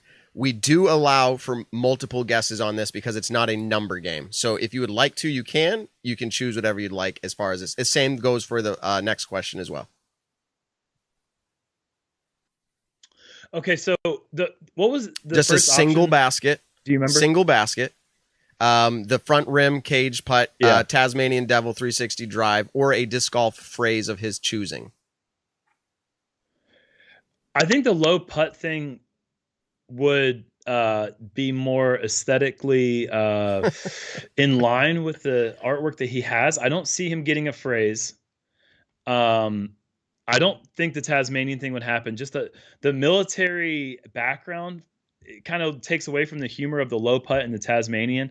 And I don't think that he's getting that phrase. I think he's just going to go the single disc golf basket. Nothing too frilly, very serious. He's going to get it right there on the shoulder, maybe right above, right there in the tramp stamp, the butterfly area, or on the calf. Those are the 3 places he'd get the disc golf basket. All right, let's see what happens. Let's see if Nick can continue his streak or if it ends here. Here we go. Question 3 up. Probably the disc hitting the basket. Okay. Disc hitting the front rim of the basket. That's my life. Okay. All right, Nick, what has gotten into you? The live audience right now? The new participants are like, Nick is just amazing at this show. Everyone else is, their jaws are wide open. Oh my God. I don't know. It's not nice. How do you feel, Nick? How do you feel right now just beating our guest? You don't do this very often. How does it feel? I've literally done this once out of 19 shows, and it was to one of my close friends. Literally, Big Germ. This is only our 19th show, but he literally has only won one time. Once. I think I tied. That's not to say you're doing bad. That's to say something's gotten into him and he's just guessing right on the money. So my instinct is to go as far away from Nick's answers as possible. Yet for some reason he's answering everything so correctly that I should just be, like he's LeBron James. Right, he's the leader. I need to follow the leader. Let's do this. Let's do this for this final question. We're gonna give you triple the points. If you can get it, it ties up Nick, and we go to the tiebreaker. The show just wants me to lose. All right. Here we go. Question number, I think this is the last one. Let's see. If you were to play your first competitive round one day and unfavorable weather was predicted, would you rather it be 20-mile-an-hour winds, maybe gusting more at times, heavy to moderate rain the whole round, or snow? Think like a blizzard. Think like a blizzard. So, Big Germ, no pressure here. You get this one right, we go to sudden death, the tiebreaker. Man, he did his military in Alaska. That's where he found disc golf. I don't think the snow's going to bother him so much, but that was my first instinct, which has been incredibly wrong. Don't go with your first instinct. Wait, no, his first instincts have been right the whole night. Actually, they have been right many times. Whatever my last instinct is, that's what I shouldn't go with. So whatever any of the processing that goes through my mind right now, I should just throw it away and just pick something randomly out of the hat. All right. You got three options. He's going to want that wind because it's not going to help his putting. I'm going to say that his first competitive round, what does he choose? He would rather play. Nobody wants to play in the snow. I'm going to go. He's going to pick the rain. All right, Nick, what do you got? See, we've had 2 or 3 people say they would rather play in the snow over the wind or the rain. Mm-hmm. That's such as New Englanders and obviously a guy who did military stuff in Alaska. Yeah, which is pretty insane. All right, Nick, what do you got? I was going to say rain, but since Jeremy took it, I know I could take it, but I'm not going to because I'm on a roll right now. And I'm going to go with Jeremy's initial, I think, answer would have been, but wait, hold on. This is he would rather not play in the snow. No, this is what he would choose. He would choose to play in the snow. I'll say the snow. All right. He'd choose to play in the snow. Let's see what happens here. On rain. All right, let's see. Heavy to moderate rain. Rain. I knew it was going to be rain. I knew it. So, let's do this real quick. The tiebreaker, to be clear, was who was closest on the first guess of how far he threw. So I knew Nick. We weren't throwing it away for you. Congratulations, Nick. I didn't even think about that. Congratulations, Nick. Big Germ came back to tie it in the end, but you were closest with the first. Congratulations, Nick. Let's close out that game show real quick. Thank you for being on the show. Have a great day. Thank you. See, we not only paid you to be on the show, we paid you to lose the game as well. Yeah. You're double paid today. It was bad. I can buy lunch for me and all my friends with that $500 you gave me. It was. I would say it's bad for the brand, but I think it's good for the brand if Nick keeps losing. So Nick, you got to stop getting them right now. That was kind of weird. I know that was very awkward. But my boy Rocky, proud of you, kid. My boy Rocky over here is like encouraging me. So I need more encouragement in my life. And he's giving it. We've got people doing off, and then you got all the other answers right. I mean, besides the last one, which you only didn't pick that answer because you wanted to make things interesting. Exactly, because like you said, no one wants to play in the snow. He doesn't want to play in the wind because of his low putts. Yeah. So rain was the answer, but I didn't want to do the same one. That's so. Big Germ, we've had people super chat us feeling bad for Nick, and they're like, "Here's money to pay for those lunches." Like it's happened. So. It's a bad joke. Too. All right. Well, congratulations, Nick.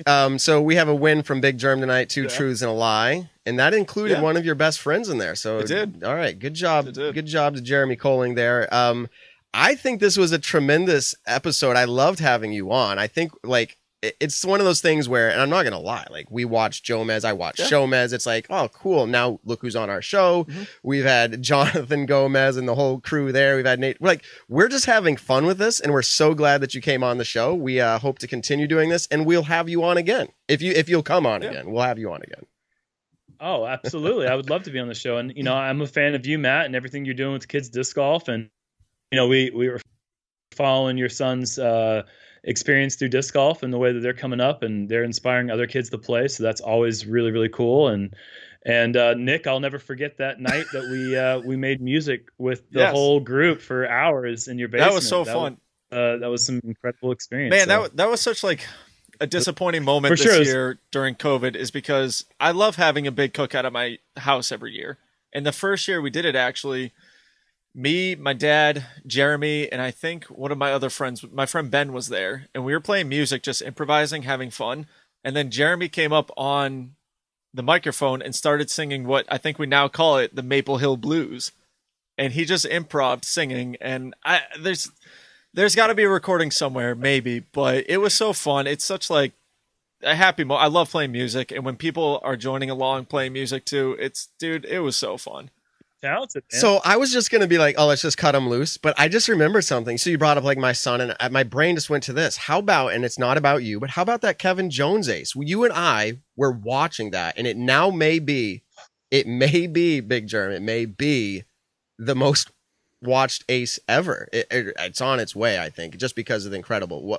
So walk through, because we did it, I think, a show or two ago, like what my experience was. Run us through what your experience was with that. I would imagine your experience was more impressed by the shot if you watched it, because I actually was just, I didn't just say this just to say it. Like I didn't see the shot. I was off to the left. I didn't either. And I saw the guy fall, and I was absolutely fixated on Kevin Jones and his leg, because I saw the corner that he fell on. It was slightly elevated from the rest of the ground in that spot. And I thought that if he landed on that railroad side in the wrong way, he might have to drop out of the event. And as fun as Skins was, nothing is, worth a player getting injured for the sake of entertainment. So I was legitimately concerned. And I mean, I noticed that he got the disc off clean out of his hand, but that immediately turned into, is my friend okay? Yeah. And when they started saying it went in, I could only assume that it like filtered through the right side and just barely swung in hyzer. Maybe it hit some limbs. I didn't even know if it was true, if they were just trying to get a rise out of him. I truly didn't believe that it really went in. And then when they continued to freak out about it, it was like one of those moments. It just was just truly hard to believe. I mean, those tees were so slick. I hate watching this video. It's just one of the most incredible. Yeah. That it just is just so pure to keep a disc straight. Especially a distance driver. I mean, you could just see Yeah, so we don't have audio going on. That G2 is so wildly flipping. But we were just showing, so to our listeners, it is. Yeah, to our audio listeners, we were just showing some of the recaps of that. But it was incredible. And to your point, Jeremy, my experience was actually the same as yours. And I don't know if it just tells, it's like a social study, like who's concerned with the pain. But like literally, I was just like, oh no, his tournament's over. Like that's what was going through my head. And I was just watching. But did you see on video coverage, Kevin Jones, while he was holding his leg, he did look up. He watched it go in. Watched it. He's watching it. He's just like, oh. And then when Luke said it went in the bucket, you got an ace on film, like whatever that funny quote was that he said. Kevin was like, his immediate reaction was to stand up, check his body, make sure that he was okay, and like. He was like kind of like shaking a little bit, like, ow, that really hurt. I think the first words out of his mouth was, man, that really hurt. And then I think when it started to set in that like he just aced one of the most incredibly difficult lines to hit on the course. I think he started to realize how special what just happened was. And I mean, to just get anything out the gap is so cool. To get it to ace on a dry tee box is incredible, but to fall in one of the most horrific falls I think I've ever witnessed live, and to throw those shot at the same time, like it deserves every bit of of attention that it gets forever. It's one of the most unforgettable things I've ever been a part of. You've seen a lot. That video has gone very viral. Like when SportsCenter posted it, there were players like old NBA players. Richard Jefferson posted it. He's like, I hope that torn ACL was worth it. Like they were commenting, saying stuff like that. Yeah. But honestly, like very famous people were commenting and had seen that video. So I thought that was, thank God Kevin's all right. I mean, he's probably a little bit bruised up from it and all that, but dang. My comment, he never gets anyone to write anything on his discs. No one ever signs his disc when he gets aces, but he knew that one was special, and so he got us to write something. I was going to say, disc. I saw that, yeah. And I think Chris Dickerson, wrote "Way to go again, Jerm." Didn't even credit Kevin for the shot. Gosh. I wrote "Way to not tear your ace CL." Yeah, ACL. Anyways, yeah, and so it was all about just way to not basically ruin your entire disc golf life. But if he did, he would have gone out on top. Yeah. And who can never say that the last shot ever was an ace? Not many people. So But that was it was incredible. special. I just remembered it when you mentioned my son, and we were getting ready to send you out because my son walks out of the background. So when they show the catch cam, you see Hunter. He's leaning over, and he's just like, I'm watching that disc the whole way. You can see him leaning around. He just watches it go in. He's like, on the way home. I'm like, I can't believe I didn't see that. I'm just going over. I can't believe I didn't see that. I'm at the tee pad, right? And he goes, he's on the way home going, I can't believe that went in. I can't believe it. So it was an amazing experience. I'm glad I was there with you, with him. Yeah. It was just awesome all around. So, thank you again for coming on the show. We will have you back on. Some of our guests are in a regular circulation, but we'll figure it out with you. We can't do it with everybody a regular circulation, but we'll figure it out. Big Germ, where can the people find you on social medias? Usually the most active thing that I have is I post stories almost daily on Instagram. So go to Big Germ DG, as in Big Germ Disc Golf, and follow me on Instagram. I'm approaching 50K followers. I'll probably do something pretty special for that. Do a big giveaway. And obviously I'm on Facebook as well, but I don't do Twitter or anything else. So primarily just Instagram right now. And like I said before, make sure you check out the Innova Tour Series program. That's a huge part of the star team's income and the champion team's income. So if you can support someone that you appreciate and that you want to say, hey, you're doing a good job, I like you. Put your money where it matters to you. For sure. Awesome. Jeremy, thank you so much. We really appreciate it. We've now officially had the big, sexy commentary team on our show. Not at the same time. Maybe we'll do that one day. Maybe next year we'll have them both live in studio with us. Who knows? But, sure. Dude, super thankful that you were able to come on the show tonight. I love Two Truths and a Lie. Thank you for letting me get my second win ever. So anyways, peace out, brother. Good luck the rest of your tour. Thanks, tell guys. Yuli he stumped us, and you can get him back tonight. Tell Yuli we got to have Yuli on the show soon. No, yeah, we've actually been talking to him. So sweet. all right, he stumped you guys. All right, he can't stump me. I know him exactly. too well. Good luck at USDGC, JomezPro, wherever you're going. Good luck. The best of luck. We'll talk to you soon. All right, man. Bye. All right. So that was Big Germ, also known as Jeremy Koling, if you want to go that direction with it. That was totally fun. It was very fun. I think he peaked over 300 people tonight. Yeah, and I actually pulled it up because I was kind of interested. Yeah. It looks to me like our peak with Paul. Now, here I thought about this stat because I am a stat guy, right? Our peak with Paul was 279. Paul and Hannah. Man, I keep saying that. It's the McBeth show. Yes. When I say that, I shouldn't just say Paul. By the way, I'm getting sidetracked. Yeah. Hannah's voice on our show, I don't know if you listened to it back, but it's just it's so much better than all of our voices. It was just I literally texted her. I said, your voice on our show sounds amazing. Mm-hmm. So it's not that we don't appreciate her. I just keep saying Paul.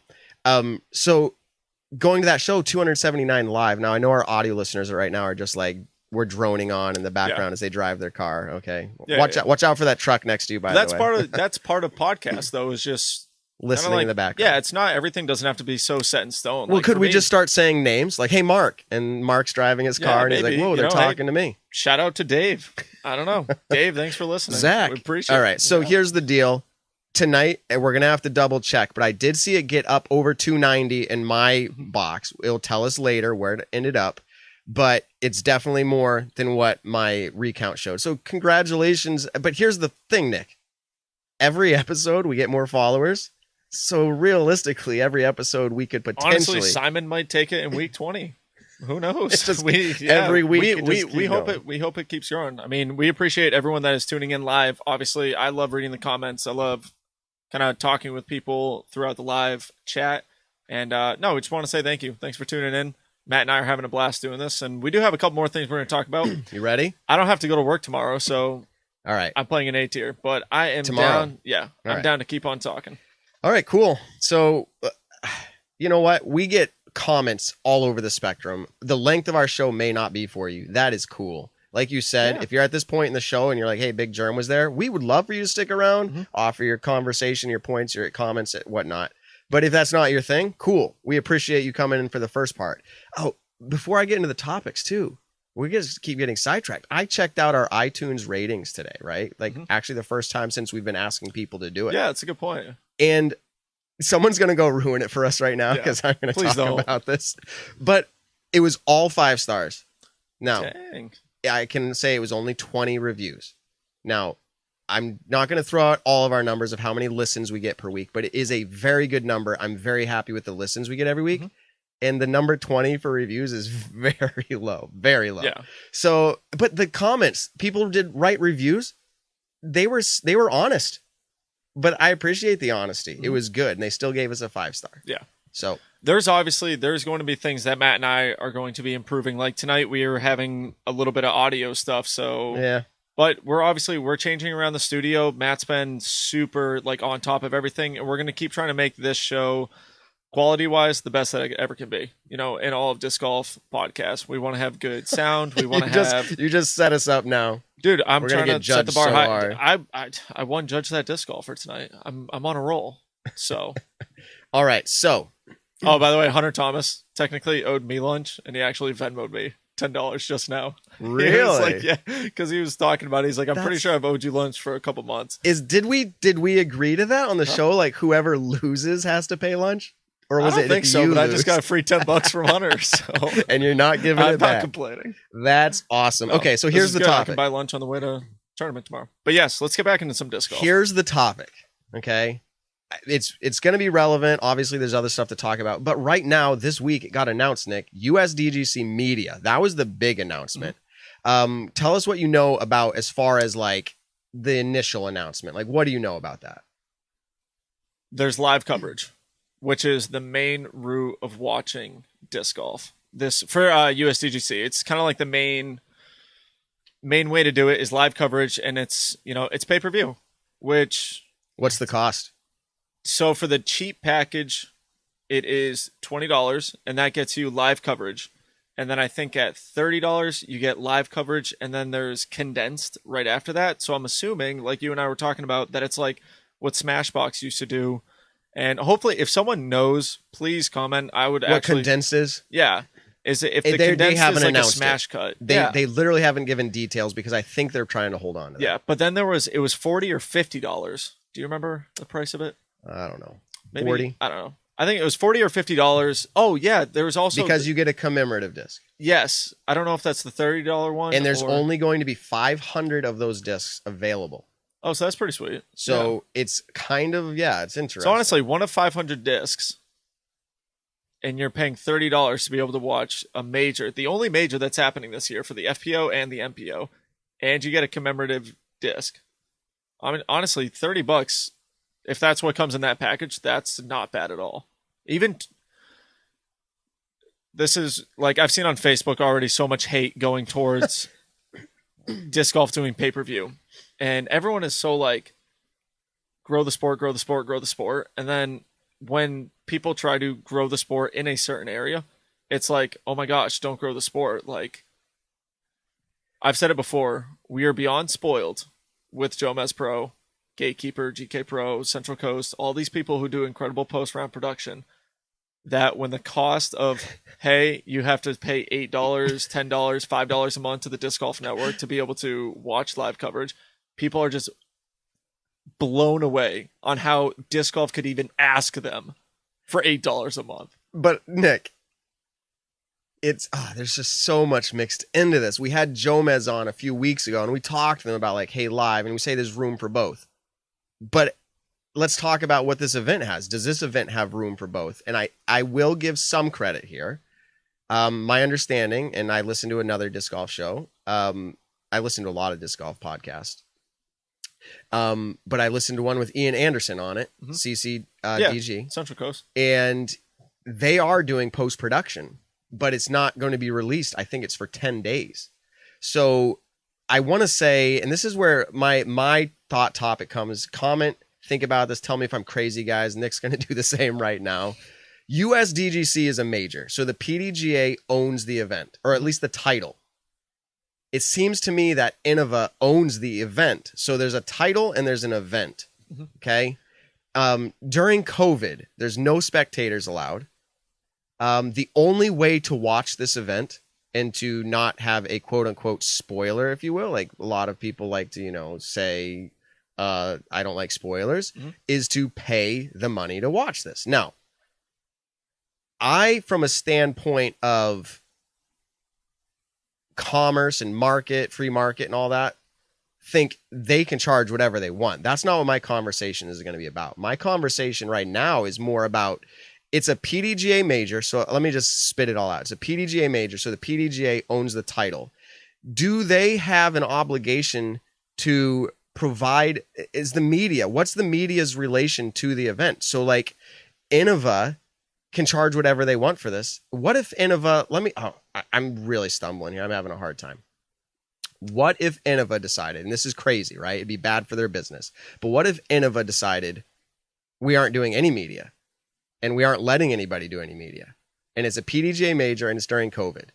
This is just for sake of discussion. This is a big what if. This is just a sake for discussion. We're not saying that this is ever going to happen. But what if that happened? It's a PDGA major. So could they do that? I'd have to assume. Could they charge $1,000 and say we're going to let 20 people on property and that's it? No one will ever see coverage. No, could they do that? The only reason I want to say no to that is because unless the PDGA was doing that, but I'm pretty sure the way that the system works is that you have to bid on a major, and I think Innova always usually gets kind of like the first go at it with the USDGC because they've been doing it for so long.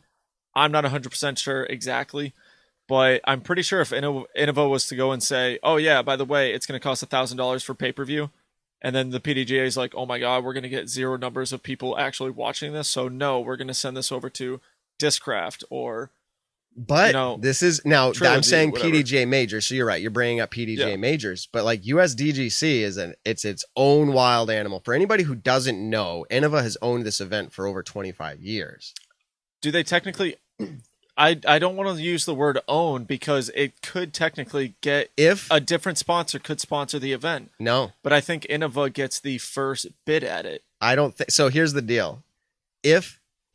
Correct me if I'm wrong. If the PDGA was to say, no, we aren't granting you the title this year, you say Innova just goes, okay, it's not ours. No way. Innova's going to be like, we've done this for 25 years. It's our event. And we're going to keep doing it. And we're going to keep calling it United States Disc Golf Championship. The PDGA and Innova have the relationship as in they are the first ones to be known, where it's like PDGA, this is all potential, guys, not the exact answer. I know this. But the PDGA, from what I think and feel like I've kind of learned, is that the PDGA goes up to Innova and says, hey, do you guys want the United States Disc Golf Championships again this year? Why would Innova ever say no to that? But I'm saying then Innova ponies up the money to rent out Winthrop. They pony up the money for all the staff and everything like that. That's all Innova. Why would Innova ever say no to that? Right, but I'm saying the opposite direction. What if Innova starts doing things like we said, charging an irrational amount of money for something, right? And this is all hypothetical, to where nobody could see it, or they just said no media for like no post production ever. Like, then I think at that point, the PDGA would just say, hey, this is the contract that you want us to sign to allow you to use this event. Absolutely not. We're not signing that. And I'm saying, and that Innova would say, we're still doing the event. And here's why I say that. I have a little bit of insider knowledge, a little bit. Yeah. I'm pretty sure if you go look up the URL, and now I'm talking website domains. Yeah. Who owns USDGC? It's Innova. who owns the trademark USDGC? It's Innova. Yeah. The PDGA can say they own the title, but I don't think they do. And so I'm obviously getting really deep in the weeds here. But my point is, when you hear this, no spectators, and media is pay-per-view only, and you have to wait 2 weeks, I'm like, wow, they are going to, and just being honest, and I'm not anti this, but they're going to rake in the cash. I don't care how many people are screaming right now that they won't pay it. You're going to pay it.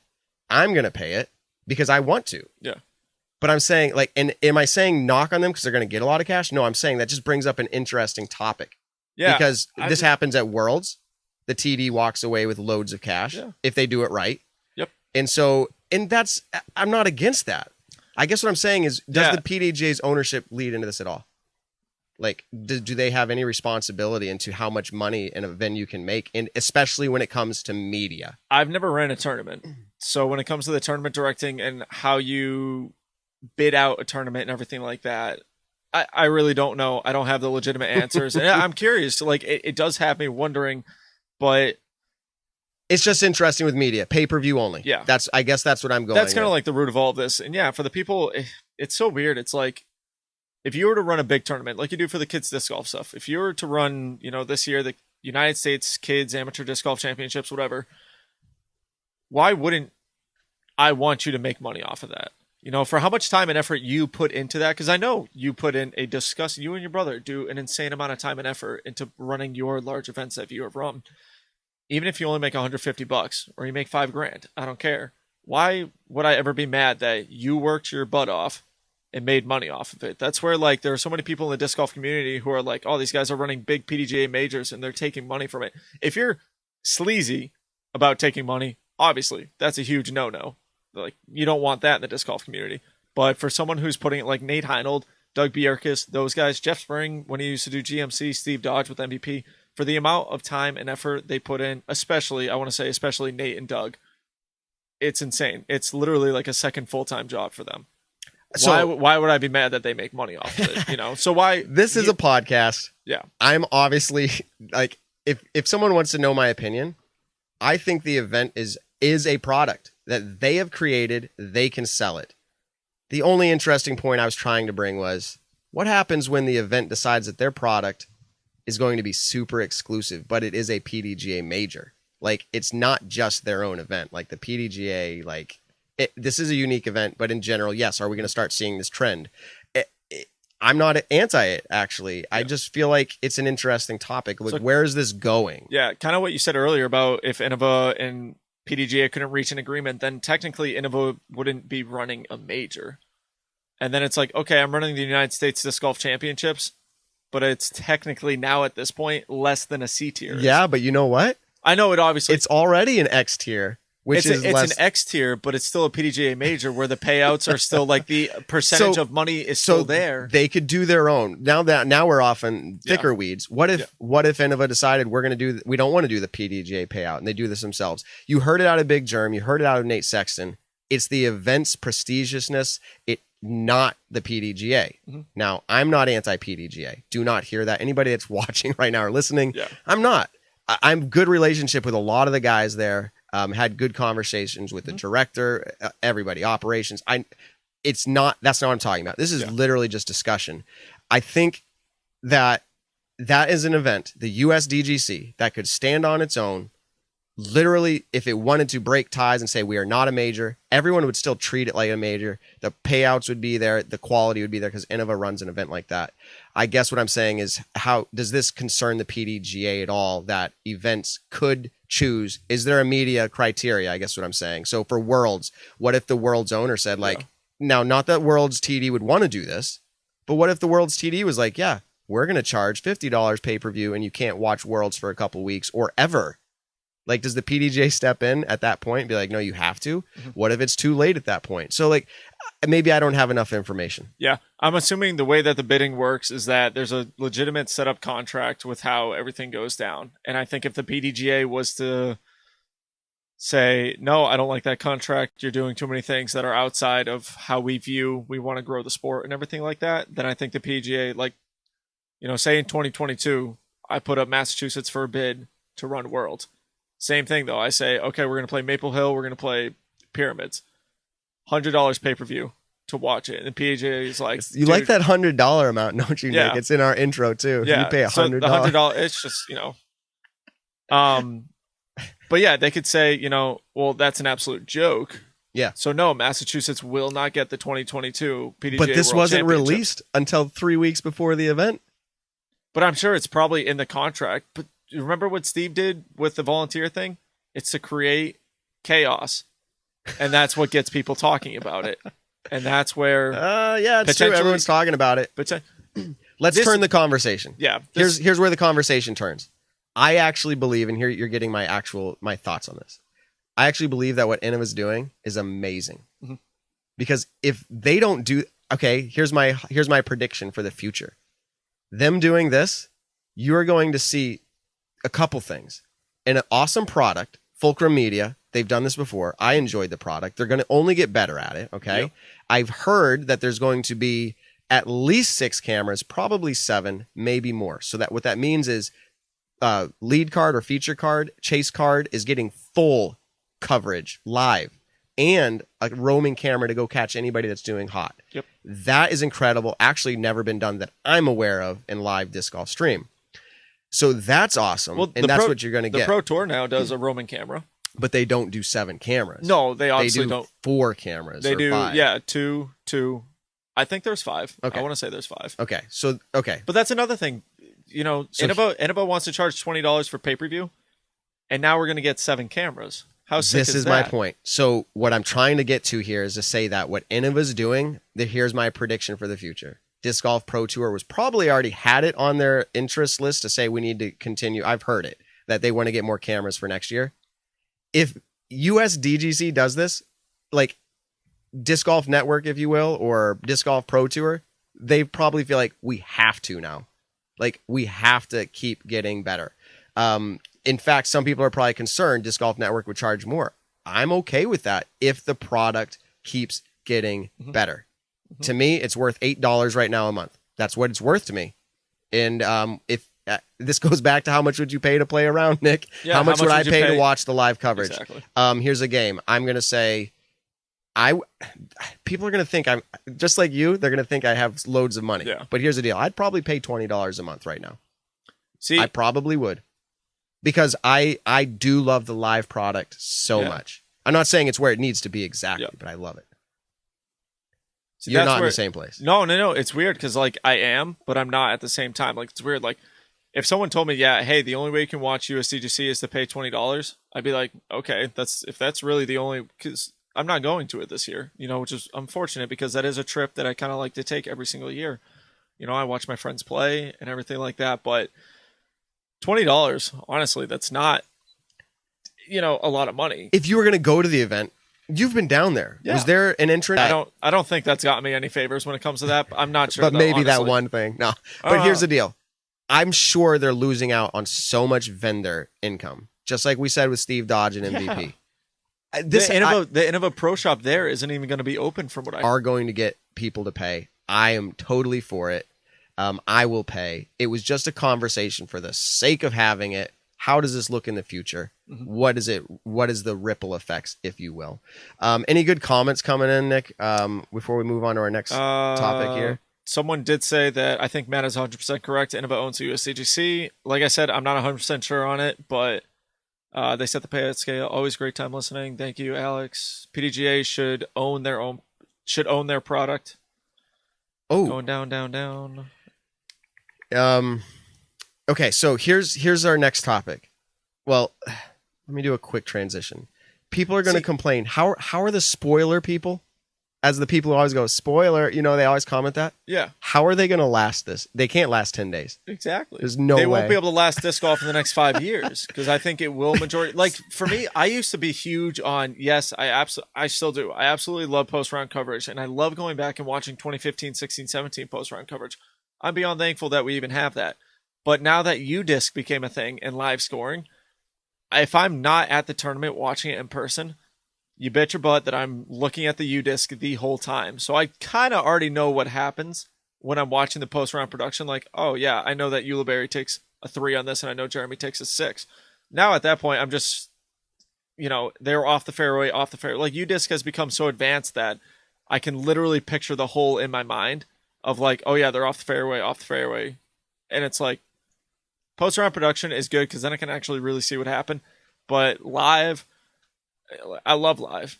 So I love live too. And I was chuckling to myself, not at people's expense here, but that this is going to be one of those events where like either you pay the money and watch it live or you get spoilers because there's no way you're disconnecting for 10 days. Yeah. Until CCDG puts out their product, which I think is pretty cool. Speaking of that, before we move on, Ian Anderson and Philo. Ian Anderson and Philo are actually doing live commentary. That's the first ever. Very cool. In my opinion, that's very cool. They're doing live commentary. And for the FPO, gotcha. You know who's doing it? Who? I haven't seen any. Really? Yeah. Hit up your friend Hannah. Hannah and Juliana Corver. Stressful day at work today. Not going to get into it, but I haven't been up to date except for what you've texted me throughout the day. I was driving. I actually came back from New Jersey, so I had some time to listen to media. So that's what I did in preparation for tonight's show. So all in all, a lot of cool things. And if you listen to the first part, but you didn't listen to this part, this is the soundbite that you want to listen to. You're doing great. Yeah. Keep up the good work. Totally appreciate it. That is so cool that Hannah's doing that with Juliana Corver. It's funny because I follow Juliana on Instagram, and she posts a lot of freestyle Frisbee stuff that she does. But she lately has been posting a lot more when it comes to the U.S. Women's National Championships going on right now. So, cool. I can kind of put two and two together now. So, let me say this also. Cool. We actually had Johnny V chime in tonight. He chimes in fairly often. He chimed in, and I listened to their exclusive release and announcement because guess what? Smashbox is running what they call a it's complimentary, but it's also like a companion coverage. So, like, literally, it's two different channels, if you will. Mm-hmm. But you're going to get an hour broadcast from Smashbox, Nick. If you're already a Disc Golf Network subscriber, you'll get an hour like before the show starts for USDGC, and they're actually going to be on the grounds of USDGC. So you can literally watch Smashbox. The whole like pre-show kind of thing is going to be Disc Golf Network. Yeah. And you're going to be able to watch with interviews of players, the whole 9 yards. And then the round kicks off. You go to USDGC, watch it there. In between the show, they'll get interviews. They said they'll even be able to, at some points, Disc Golf Network, jump on some cards live.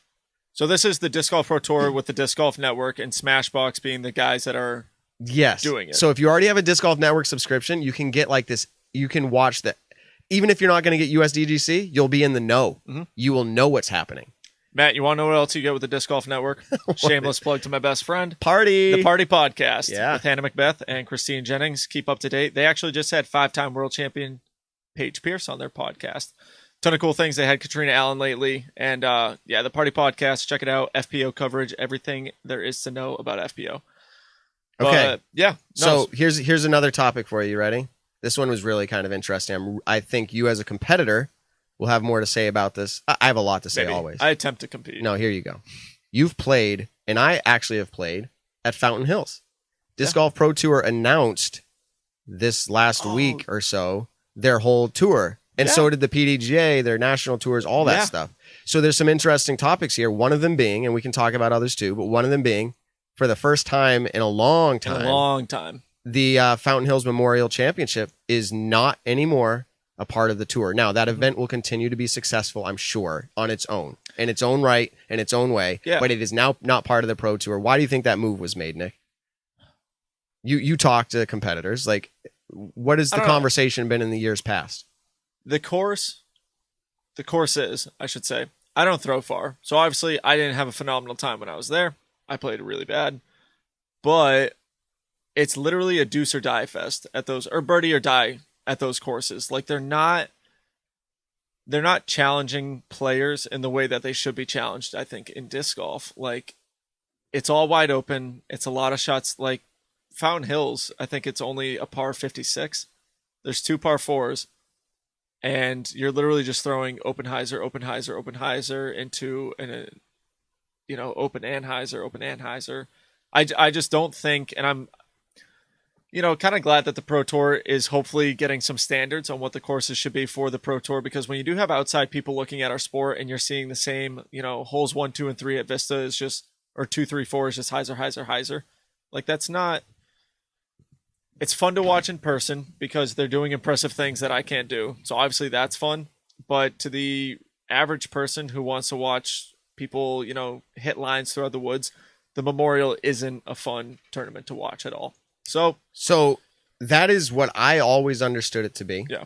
I also heard that and this was through, I think, a media release, maybe somewhere, Pro Tour, or I dive around a lot of places. And one of them said that the Pro Tour had a discussion with the TDs out there at the course and said, hey, for safety reasons, we would need this to be adjusted, certain things, especially like the course being, or the park, if you will, being shut down. So there were not spectators. It had to do with safety reasons. And they weren't able to justify that, or the TDs didn't want to do that because they believed that exposure to the public was a good thing. Yeah. And again, I'm probably putting some words in their mouth, but that's the general context as well, that there was even more than just the venue itself being too quote unquote easy. So yeah, it's funny. A couple people were actually just posting that, saying players were already throwing on players on T-pads. The added COVID yuppies walking about and the inability to close the park to just the tournament and the park not to close, so people are walking all over the place. Yeah, actually, not gonna lie, I didn't even think about that. And yeah, it makes total sense. That's what stuff. I think it's a retirement community right next to Fountain Hills, and so there is a lot of people that are walking around. Yeah, when I was there, yeah, it's kind of weird. Believe me, I enjoyed going there and playing. I enjoyed the tournament. I enjoyed the time that I had in Arizona, but it's not a fun tournament to watch on camera. I'm going to be straight up with that. Okay, yeah. The reason why I like to watch is because it was always the unofficial kickoff to the season. And so that's why, and to their credit, great marketing to do that. I mean, honestly, it's probably going to be an A tier. They haven't released A tiers yet, but I could they already said. Yeah, I could bet your butt that it's going to be an A tier probably around the same time that it always has been.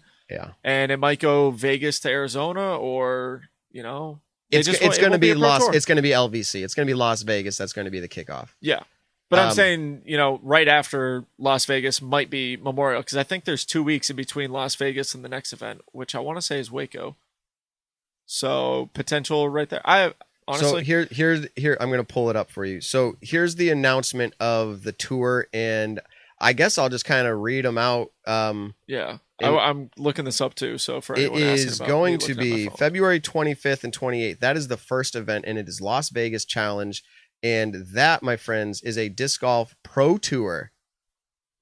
Las Vegas Challenge is a pro tour. I'm so stoked for that because Hannah texted me and she was like, yes, we get to go to Vegas again this year. She was way more excited than I just sounded. But and then from there, Nick, it is okay, goes March 12th over here, Waco Annual Charity Disc Golf Pro Tour. Mm-hmm. Which was super fun. Yep, that's a good event. The PDGA Texas State. National Tour, Texas States. Then another pro tour is going to be Jonesboro. Then it goes to Glass Blown Open, which is not a pro tour. It is a national tour. Interesting. Is that accurate how I'm reading it? Yeah. Not a pro tour. Which one? The Glass Blown Open. I'm a little surprised about that. I thought GBO was always a national tour. DDO this year. Oh, it was the pro tour. Yeah. Okay, sorry. I'm horrible. No, I think Glass Blown was always an NT. So San Francisco Open's back on the list. Yep. U.S. Women's Major is on there for May 21st. May 28th, Masters Cup. That's a national tour. Portland Open is on there again. Beaver State Fling is on there. Obviously, you would expect this. Pro Worlds, because it got bumped back, is June in Utah. Yep. And then they go over the pond. Oh, to go to Europe. Yep. European Open happening July 14th through 18th. So what's the, besides going through every single event and boring everybody, what changed here? Anything else besides that? So we lost Pro Tour, lost Fountain Hills. What did they add? They added... We're just sitting here in silence. I thought Preserve is back on there, I guess. Preserve's back on. That's really what it is. And then you had the Great Lakes Open, which is D-Glow. Yeah, I think honestly they just dropped that one. But they haven't released their Silver Series events yet. Yeah, but when you say just dropped it, Preserve was a bonus event, and now it's actually a Disc Golf Pro Tour. Yeah, so that could be pretty much it. Okay, someone says they get so confused with NTs versus Disc Golf Pro Tour. So here's how it works. If you haven't been around a long time, and maybe this isn't even you, Disc Golf Pro Tour is a private organization that started a tour and their events were so good, they were only A tier. And this is actually another announcement, Nick. They are now sanctioned as their own, what's called an elite series. It's an actual elite series sanctioning now, not A tier. Yep. So I think they deserved it. Their events were better than an A tier. 100%. Well, I mean, it was an A tier, but it deserved it. It was like a glorified A tier, Exactly. which like I never went to a Pro Tour event and was like, oh wow, I'm playing an A tier. Like, no, I never did that. But you played a Pro Tour event. It was its own thing. Music City opens an NT event next year down in Tennessee. All right, so we're slowly losing our followers. I mean, our live listeners. Not really. Okay, they're still chilling. They're with still us. there. There's a lot there. So here, let's talk about this last thing, and let's get this number to bump back up because we were just droning on about events. Nick, OB. Now, Big Horrible Germ, rule. Take it out. I'm just kidding. Big Germ talked about this a little bit. If you go back and listen earlier in the show, or if you listen to this far, you already heard it. OB rules came up on hole 8 at Maple Hill. If you watched that event live, you were like, why is it taking so long for them on this hole? Let me just kind of describe a little bit. You see the hole, so I don't need to do a whole bunch, but you throw over a pond for your first shot. Mm-hmm. If you're short of land, more or less, there is a rope there though, but if you're short of land and then you're in the water, you proceed to a drop zone. Yep. You go to a drop zone, you do the same thing, throw in the water, you proceed to another drop zone. Okay. It's just continually getting closer and a little easier. Do you remember the first day? Did you happen to see that? Like where Simon and I'm trying to remember who else was on that card, was having questions because they landed on the rope in the water. Yeah, it was Simon, Paul, Ricky, and Castro. But so apparently this is what was told to me is that Ricky's shot actually hit the rope and moved the rope into the water. Yes. Like it fell into the water. Yes. No one saw that from the tee pad though. So then when Simon threw, he threw it low, clearly was out of bounds in the water. But his disc had, like, it was on the past rope. the rope. Yeah. Yeah, it was on the rope. So there was that. Like Steve whole Dodge, I debacle. asked him following the round what the ruling was, and he goes, "No, if the rope got moved because of a throw, you can't count that." Yeah, but that's weird because it's like, how do you know the rope got moved? You know, that's like, And who's counting it one way or another? Like, as in, like, you walk up to it, you're like, did the last hole do this? Did they play it this way? That's what it I was mean. in the Like, water, but what if it was moved on land even, right? Like, I know. Like if someone takes that I rope think it and should be moves it paint. back onto land, they obviously didn't move it back to where the rope initially was at the I start know. of the tournament. So now you have different players playing, you know. But yes, I agree. Todd just wrote, need to use paint. Paint doesn't move. But I it would agree be- with it- that, but you'd be using paint looks worse. Rope you can take out of the ground if you want to take it out or whatever. Paint, Do rope with good stakes. Can I just say that? Like, Yeah. hey, just really stake it down so it can't be moved. Fox Run. Okay. Now, Fox Run doesn't do They don't ropes. do rope. They do Yeah, the stakes. They just do the stakes. And- But So the second issue on that hole for OB, and this was really interesting, and again, we don't need to fully rehash it, but to say that he threw over the pond and into the next pond. yeah, there's a pond over on the right for everyone who doesn't know that if you do pull your drive a little bit, you can fight through the trees and find. It's actually the pond that hole 14 goes throws over. Yeah. Yeah, it's a huge pond. But Paul had thrown his shot. It turned over and went into the water on the opposite side.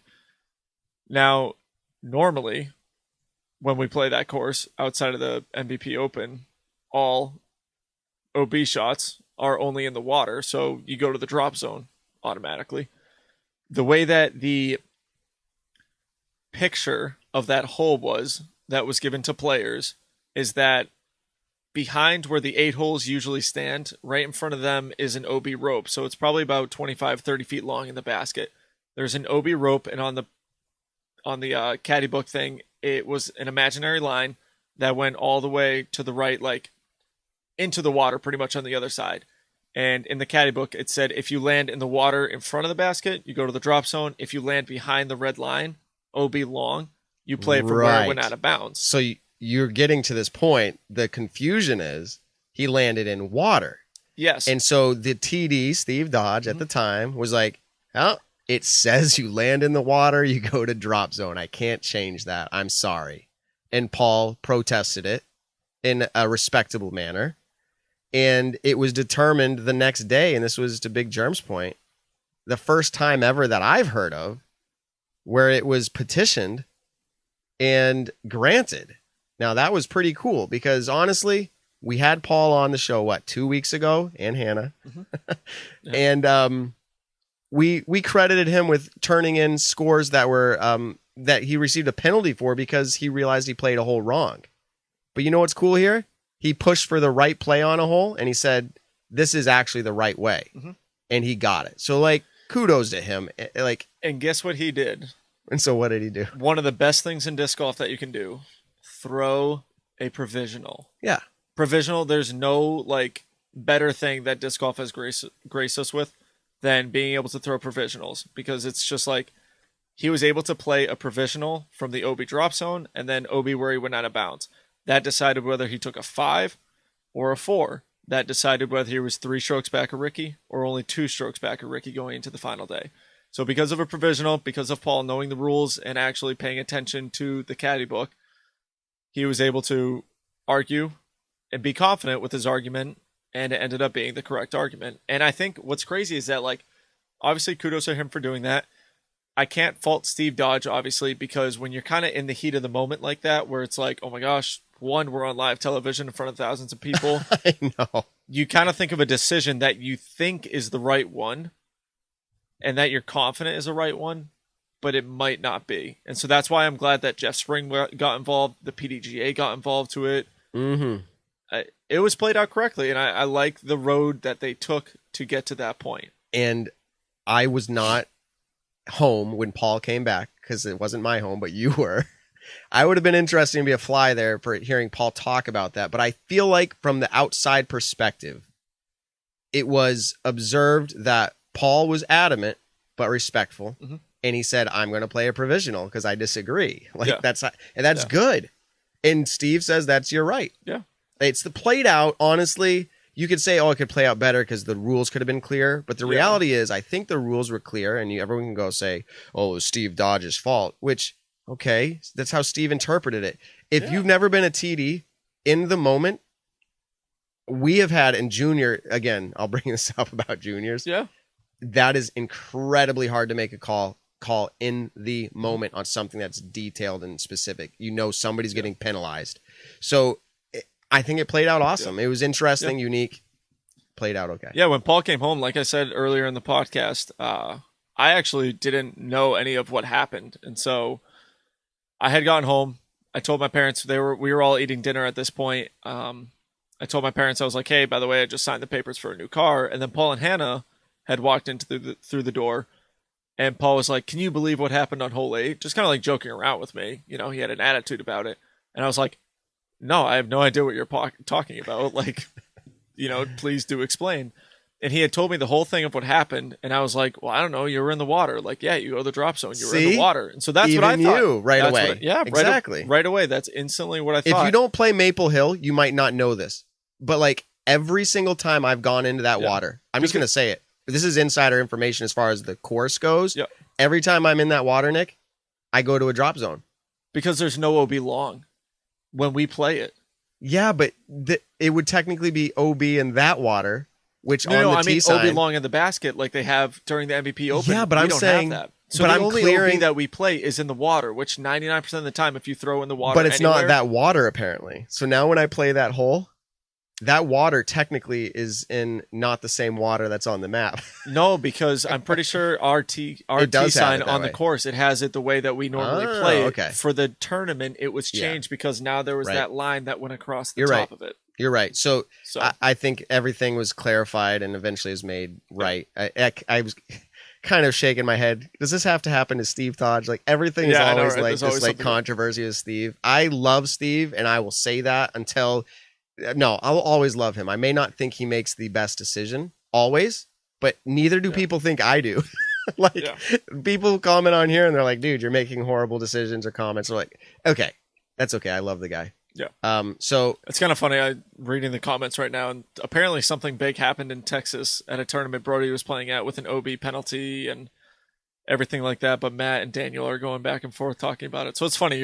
We're talking about one thing. They're talking about another thing. Oh, the chat boards. Yeah. If you're listening to our audio, like in your car, driving around post or whatever, like you can have a good time in the chats. We did have tonight, I think we'll confirm it, but it was about 300 live. So that's awesome for us. Again, we appreciate everything. And so one last shout out here, because we're wrapping up the show. Nick, we have something to give away. I don't know if you can get that bag. You want me to try to grab it? I'll take my headphones out. You can unplug the headphones instead of taking them out. No, all right. All right. So my ears need so a break Nick for a is stepping second. off to the side. He's going to show the bag that's being given away. It's not the pound bag. That's my bag with my discs in it. All right, Nick, sitting back down. You're on camera.